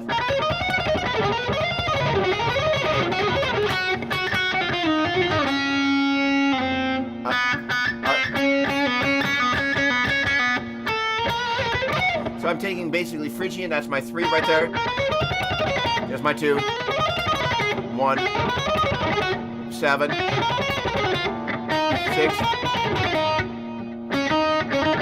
5, 4, and then back to 3. So it means that by taking kind of the modal string pairing exercise we were talking about, again, in case you missed it before, just taking the bottom 6 notes of each 3-note per string mode,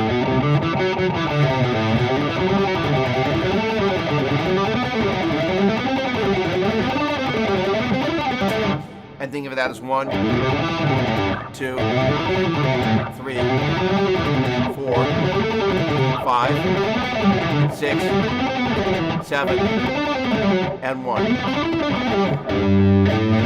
And if we think about that as the 3, we take that back and run that and play that at B flat.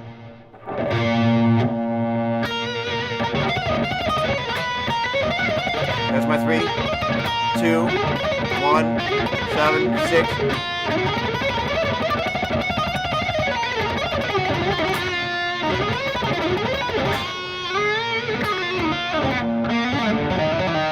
I hit an E. I hit an E. What the heck? That's an... Don't spend a lot of time in B flat. That's B flat. Flip it. B flat, C flat, D flat, E flat, F. I hit an F flat instead of an F. But that again will give us low grade. Frigid, low grade.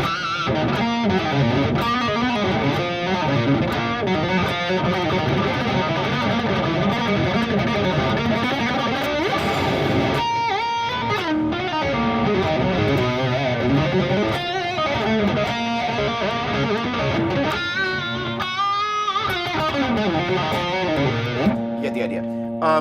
So there I'm forcing myself, per Chris's questions about playing it in other keys and how you get comfortable with it.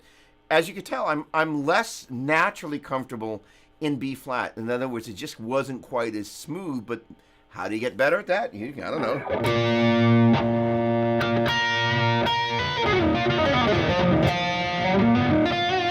Another trick is, rather than just immediately starting off trying to shred, you just kind of go, okay.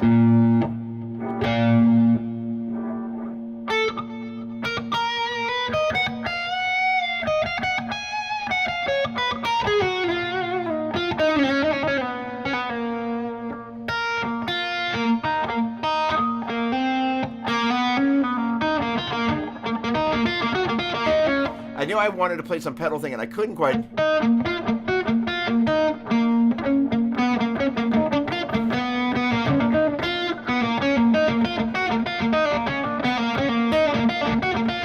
Couldn't quite hear the intervals, which is why you just kind of go slowly.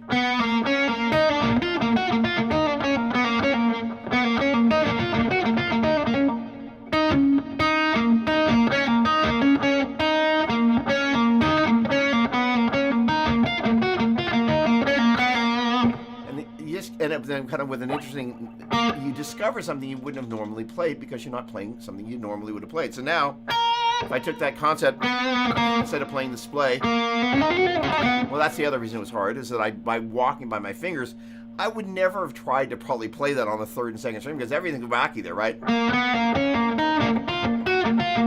Because of displacement.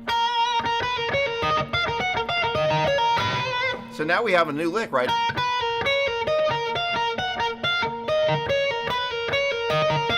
So that's, say, for me, why that's valuable. That's picked and pulled. But those guys are plugged.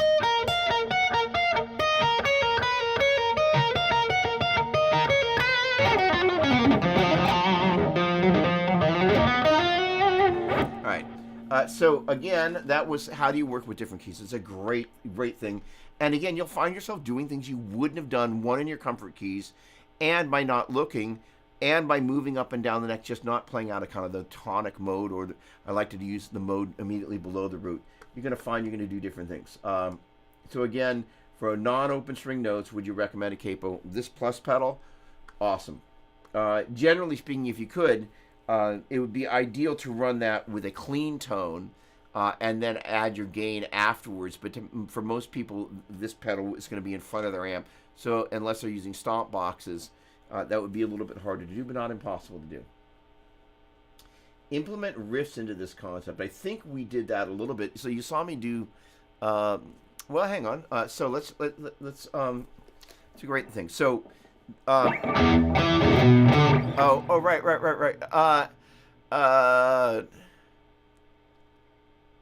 Right. All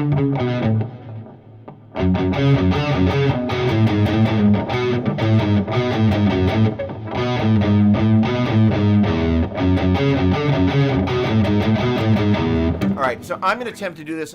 It's not going to be great, but I'm going to take Crazy Radio. We did this once on the show before. And I'm going to run it through the different modes.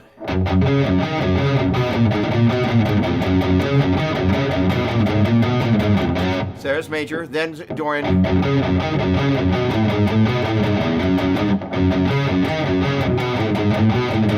Phrygian.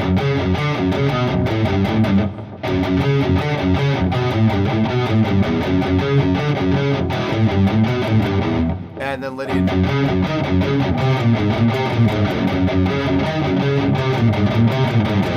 Mixed Lydian.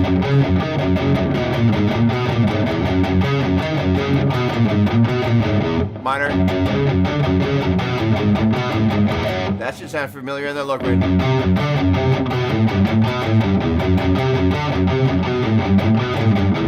I apologize in advance. I totally wimped out in that I didn't try and do it on the fly. Wimp factor, guilty as charged. In theory, if I had cojones, I would have tried to do... Oh, sorry. Let's try it.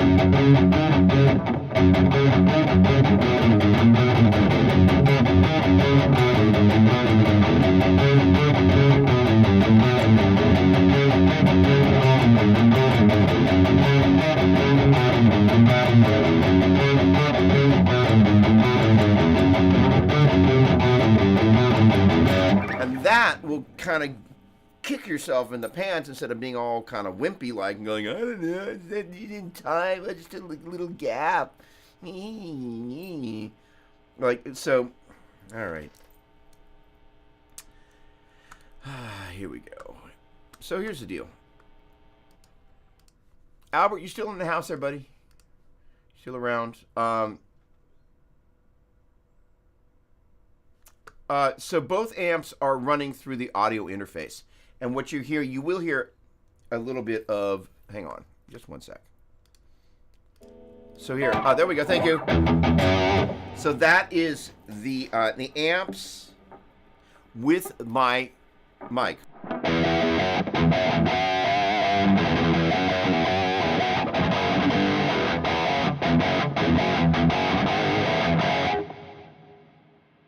Without the mic.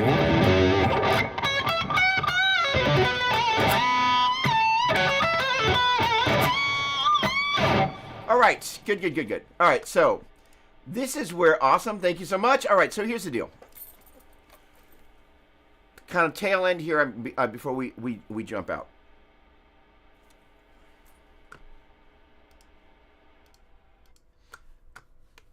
I'm going to, hang on. Sean, great to see you. Hello. Yes, it is,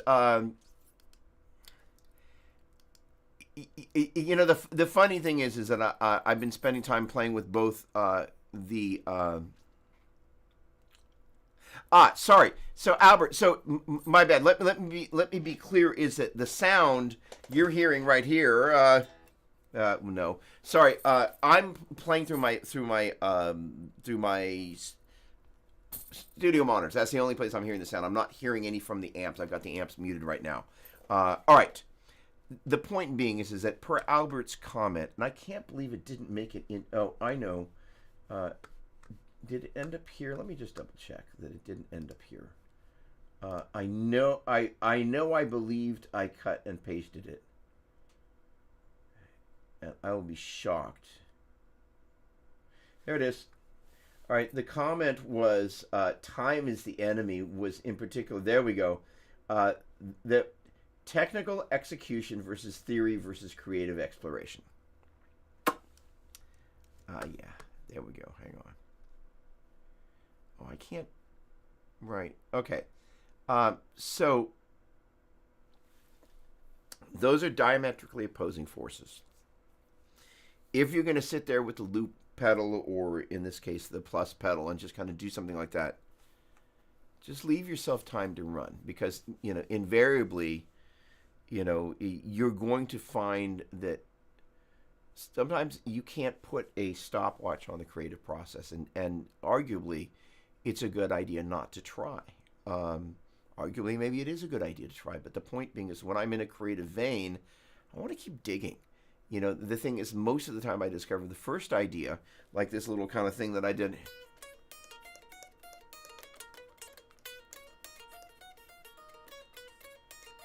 That, or the ideas that are going to come from that, I've now kind of got a new little pedal thing.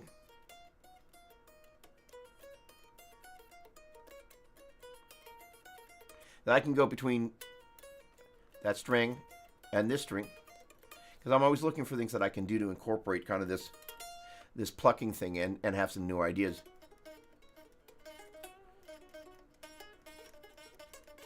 And then maybe kind of beginning to,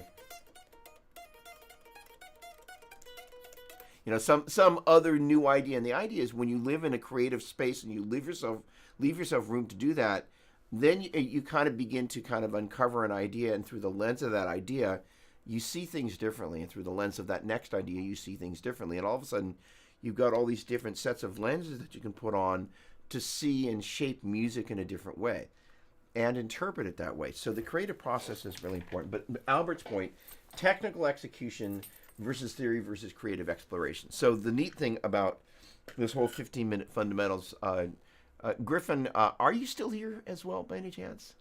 Griffin Gaines, Dr. Gaines to the waiting room. Is that this 15-minute fundamentals thing? It is all about building.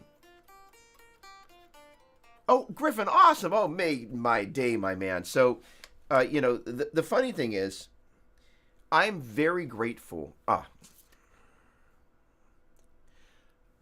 As a creative, you can have a closed world where all your creative inspiration and thought and all of that comes from within, where there's nothing wrong with that. Or you can have one where the exterior can be permeated by other people's thoughts. In particular, Albert's comment here, technical execution versus theory versus creative exploration. That, like, it summarized kind of what you saw me execute there. And I'm always looking to find language to describe these things. Hence this kind of fun thing with this Doppler dictionary. It's coming up with language to describe, like, ear aptitude. So, Eric, if you're still here, Eric Vaughn and I, what I love about Eric's lessons is that we quite often will work on some thing that's directly out of the PDF from the Guitar 411 thing, or something that isn't necessarily in there. In this particular case, this past week, we were working on ear training, and we talked about a couple of concepts that I've made notes of here, that in terms of ear aptitude is your ability to hear a scale degree number and recognize what scale degree number that is as it relates to the tonic. And it means that and it is something, by the way, you can raise your aptitude. Because if you think about the first time you heard a major scale, you couldn't identify, the 1 and 3 by ear, most likely. You couldn't go, oh, that's the 1 and the 3, but you develop that aptitude. So this terminology allows us to put these things. Another student of mine, the Collinator, he's just turned 14. The level of technical finesse this kid has on the instrument is just really kind of off the charts, like a number of my young students. But we came up with this term, pitch drift, or I did, I should say, where the idea is you start singing in one key, and we also talked about it with Eric a little bit, where you start singing, and if you're not careful, if the key moves, then you kind of, as you're trying to put things relatively, everything is kind of like, woo, it's shifting around versus like, hey, make sure that as we come back to our tonic, or whatever the starting note is, that note hasn't shifted to the best of our ability. And as we go up and down the scale, we don't let ourselves get loosey-goosey with that. It's a topic for a different day. But the point being is this terminology is really important. As it gets back to Albert's comment, in quotes, time is the enemy. It is, but at the same time, once we identify our enemy, then we can at least kind of go, okay, well, that's what I deal with. For me, I wish I had 10 days in the week. If I had 10 days, it would be great. But I don't. So the idea is kind of going, there is this thing, and Griffin, per this 15-minute fundamentals, the reason I asked if you heard, thank you for being here, is that there's, as I've been going over that this week, because this is my main practice guitar, and it has a tendency to, there we go, has a tendency to live upstairs in the bedroom, that little seat you've heard me describe. But I kind of brought it down because I used it on a couple of things with the Badlanders, but what ended up happening, it was very interesting. Was I found myself looking at that guitar and going, practice guitar, and I've been picking it up and practicing on it because that guitar, besides the fact it's a great playing guitar, in my mind that's my practice guitar, which is, it seems like a funny thing to say, but it's true. So part of when I look at that guitar, if we thought about, A as a comfort key, because we, in blues we can go A, D, and E, our 1, 4, and 5, quote unquote. Or the key of E. There's lots of reasons why common keys are the common keys. B flat, not so much. But the point being is that I found myself playing the pentatonic without even thinking about it, pulled on the metronome. I'm running it as 16th notes, where in the 15-minute fundamentals, it was designed to be played as 8th notes. And I found when I started running the 3-note per string modes without thinking about it, I was running them as 16th note triplets instead of 8th note triplets. And I went, oh, okay. That is to say, the initial 15-minute bit is intended largely to be played as 8th notes or 8th note triplets at 80 BPM, because it's all about this muscle memory. Hugely important for memorizing songs, memorizing just all sorts of things. Yeah, I'm muted. Sorry. Yeah, I'm down. So the point being, thank you for asking. But, sorry, I'm just demonstrating. This is all about, yes. So this is all about just kind of like, hey, you know what? Me and the fingers just memorizing. I don't have to hear these notes. All I'm doing is really working on just getting that muscle memory. I'm in pattern number 2. I'm in pattern number 3. I'm in pattern number 4. I'm in pattern number 5. I'm in pattern number 1. Let's see. I haven't done this before, but if the muscle memory serves me well, I'm going to be on the 5th and 4th, pattern number 1. I will have done this at some point with a lawnmower, but I haven't done it necessarily without looking. But I kind of know this well enough at this point where I kind of started at the top and then it went down the next pair of strings. And the point being is muscle memory really is an integral part of it, whether it's this.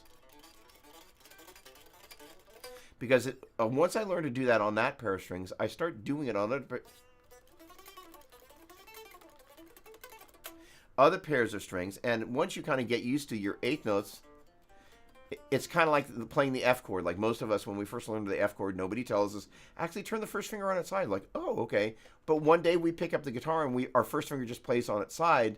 And we might not even notice when it happens, but all of a sudden, the next time we go to play this F, like, why'd that get easier? It's like, oh, I'm putting my first finger on its side. Oh, okay. Nobody told me that. You just kind of begin to do stuff that your aptitude for the instrument, not your basic inherent talent level, because the talent doesn't really change, but your aptitude for the instrument can grow. And that's a very important thing to clarify. So the point being is, as I'm going to present those exercises, number 1, the 15-minute fundamentals is going to have a 30-minute version at the slower subdivision. But the great thing about the 30-minute version of the workout is when you start speeding up and playing it at the next subdivision up, it becomes a 15-minute fundamentals again, except now I've solved the problems. Like, well, how do you approach it for the players that are truly in the advanced category, that they only need to spend so much time playing 8th notes before they need to start playing 16th notes? It's still at 80 BPM, so it's still relatively slow in the world of cacophony fast. So that is to say, in the midst of all of that, I'm also going to, in the background, going, hey, we're going to be playing the minor pentatonic scale, But just in case you didn't know, if we take the G minor pentatonic scale, the notes are G, B flat, C, D, F, G, and that is a 1 flat 3 4 5 flat 7 compared to the G, A, B, C, D, E, F sharp, G major scale. Whose notes? If I took the G, B, C, D, and F notes of that scale, it would be G, B, C, D, F sharp. But we got a G, B flat, C, D, F, which is why instead of 1 3 4 5 7, it's a 1 flat 3 4 5 flat 7. People go, gosh, I wish somebody had told me that in my first lesson. So the idea is then being able to go, and by the way, we're going G, B flat, C, D, F, G, B flat, C, D, F, G, B flat, C, B flat, G, F, D, C, B flat, G, F, D, C, B flat, G. And then we're going B flat, C, D, F, G, B flat, C, D, F, G, B flat, C, C, B flat, G, F, D, C, B flat, G, F, D, C, B flat. And then we're going so on and so forth, and kind of go, where that's a help is once you actually know what those notes are, you can kind of go, hey, if I can take that little bit that's my F, G, B flat, C, I can go F, G, B flat, C, and anywhere there's an F, I can play that shape. So the idea is that as much as I'm going to be teaching people about really it's the mechanics as I'm introducing these things, I'm also going to be explaining the theory behind it, such that as you're practicing them, in the background you're thinking about it's like, oh, that's what that is. That's very different than just I'm running this shape. It's just a shape. I don't know. Doug said it's a shape. I said that the root's right there. That's a different take on this. So the neat thing is that as I'm kind of sitting there working with these things, and ironically, Albert, to your point, as I'm crafting this material, I'm very much using the creative side of my brain. I'm kind of running through these things, and all of a sudden I'm like, I'm not playing eighth notes, I'm playing 16th notes. Okay. And so that exploratory process, we're kind of musical archaeologists of the sort, if you will. As we're discovering that stuff, if you put too much of a box around yourself, the ultimate part that I think is most fulfilling on the instrument is that sense of discovery. Because when you live in a place in a sense of discovery, there's always something new. That's one of the things I love about the guitars. I'm actually always kind of like, it's like playing through these amps. Every time I try something different, I'm like, they did that too? Holy cow. I'm so excited about this video because, these amps are going to get a chance to present. Most everybody thinks of the Badlander. It's part of the rectifier family. Arguably, maybe shouldn't have been. But they think about them as like, oh, it's a metal amp, right? But it will do that, but they're just so much more than that. The point being that discovery, and what I did that was really interesting, and it relates to all of this, which is I kind of have a way that I've very specifically been using those amps. Generally, I found sound. I love it. It works great with the album. If I need to change the sound, I jump to a different guitar. And that allowed me to kind of just, if I needed to fine tune something, that worked it. But instead I went, well, let me take everything about my method and throw it out. Let me try these amps in every other way other than I've been doing. Let me change all the knobs, see what happens.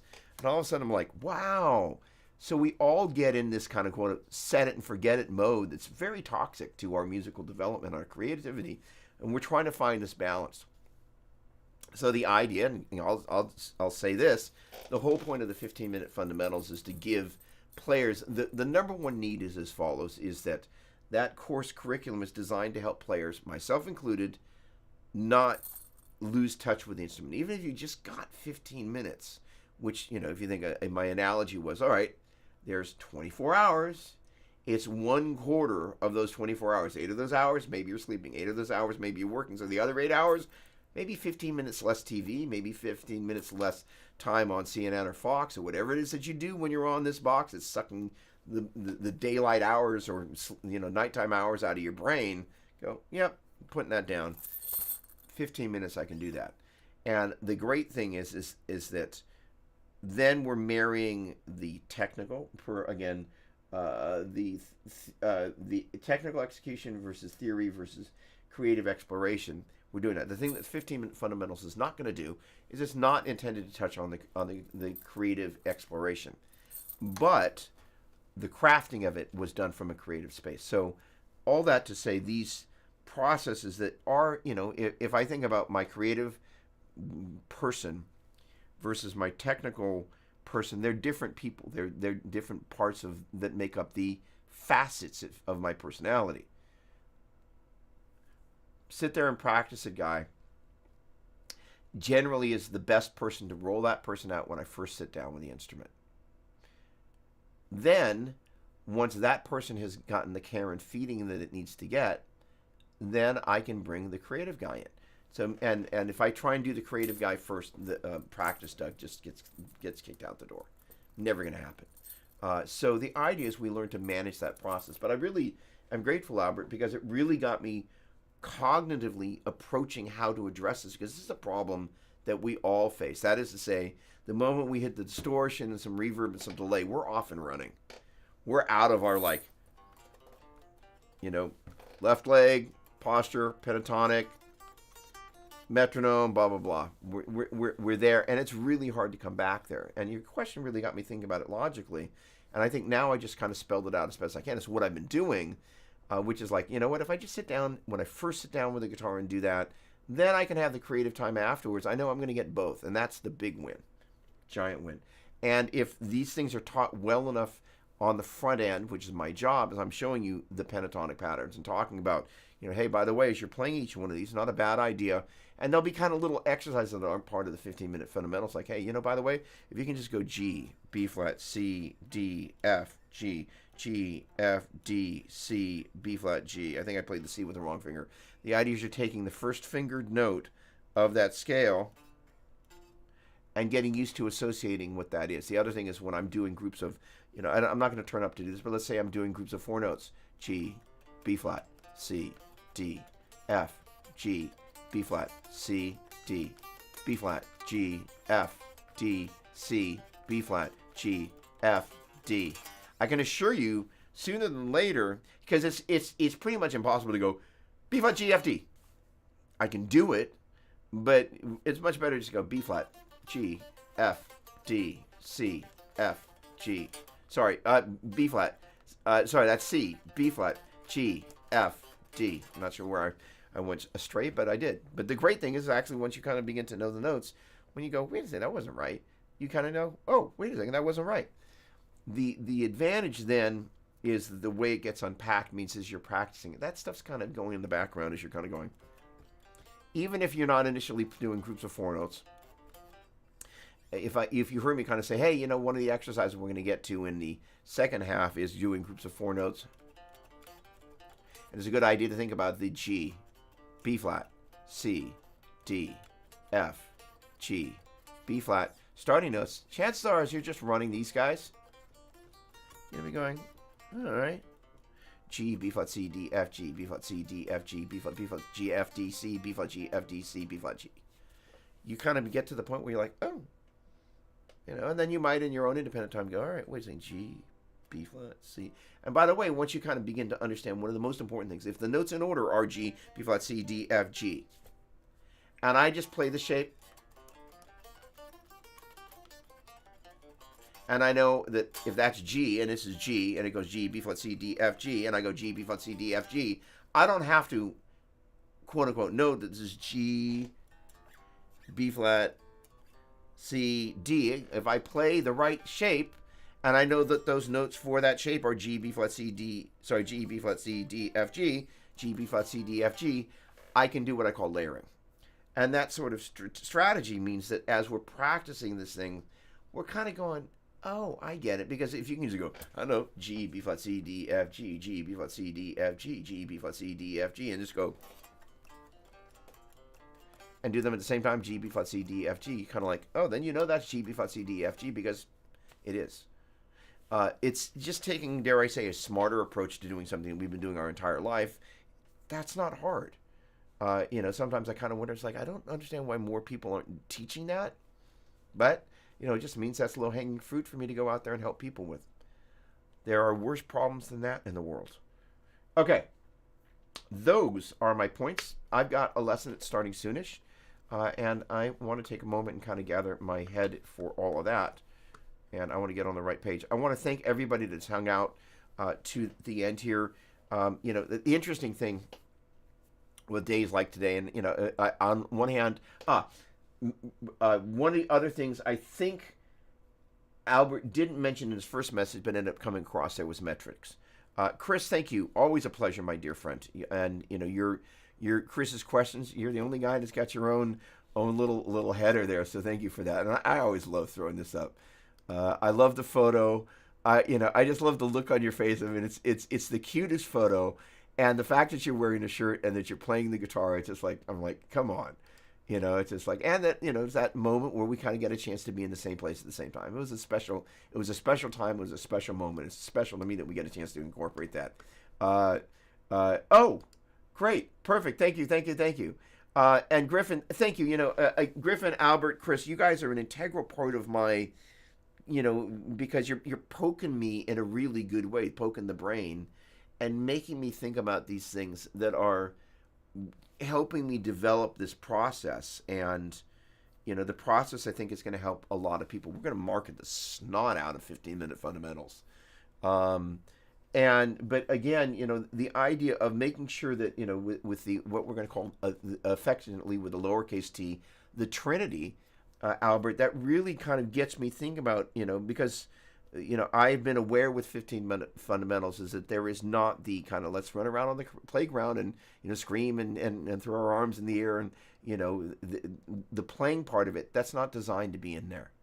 But if I know by design it's not designed to be in there, I can say this part is not designed to be in there.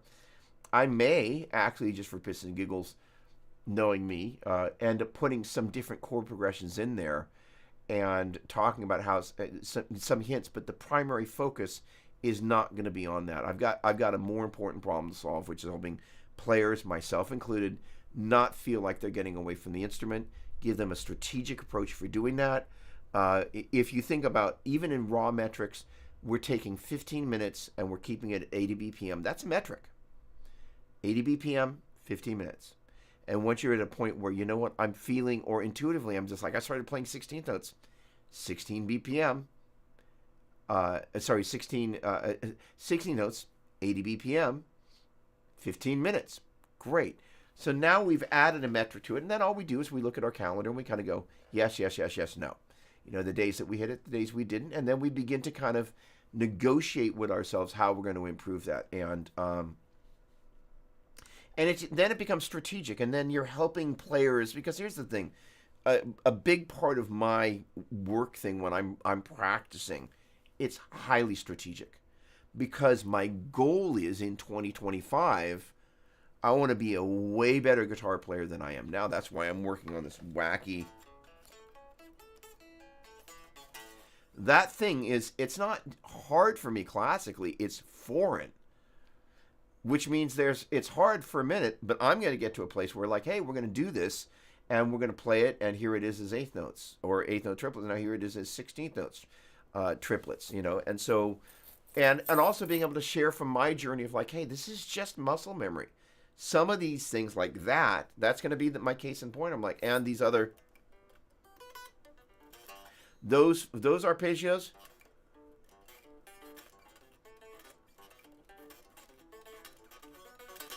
those have been the bane of my existence, but because they're now part of the 15-minute fundamentals, now and what happened is one day I just started practicing them. On the day that I was like, oh, I accidentally set my clock for 30 minutes instead of 15, and I was like, oh, and I kind of started playing the arpeggios, and all of a sudden I realized, when the alarm went off, and I realized, oh, I set the alarm for 30 minutes, I went, okay. So I want to just say thank you for helping those thoughts percolate. They're going to help you. They're helping me. I can say that. And they're going to help a lot of other people, I believe, because I've taken a really good look of what's out there. And there's nothing like this out there. Nothing.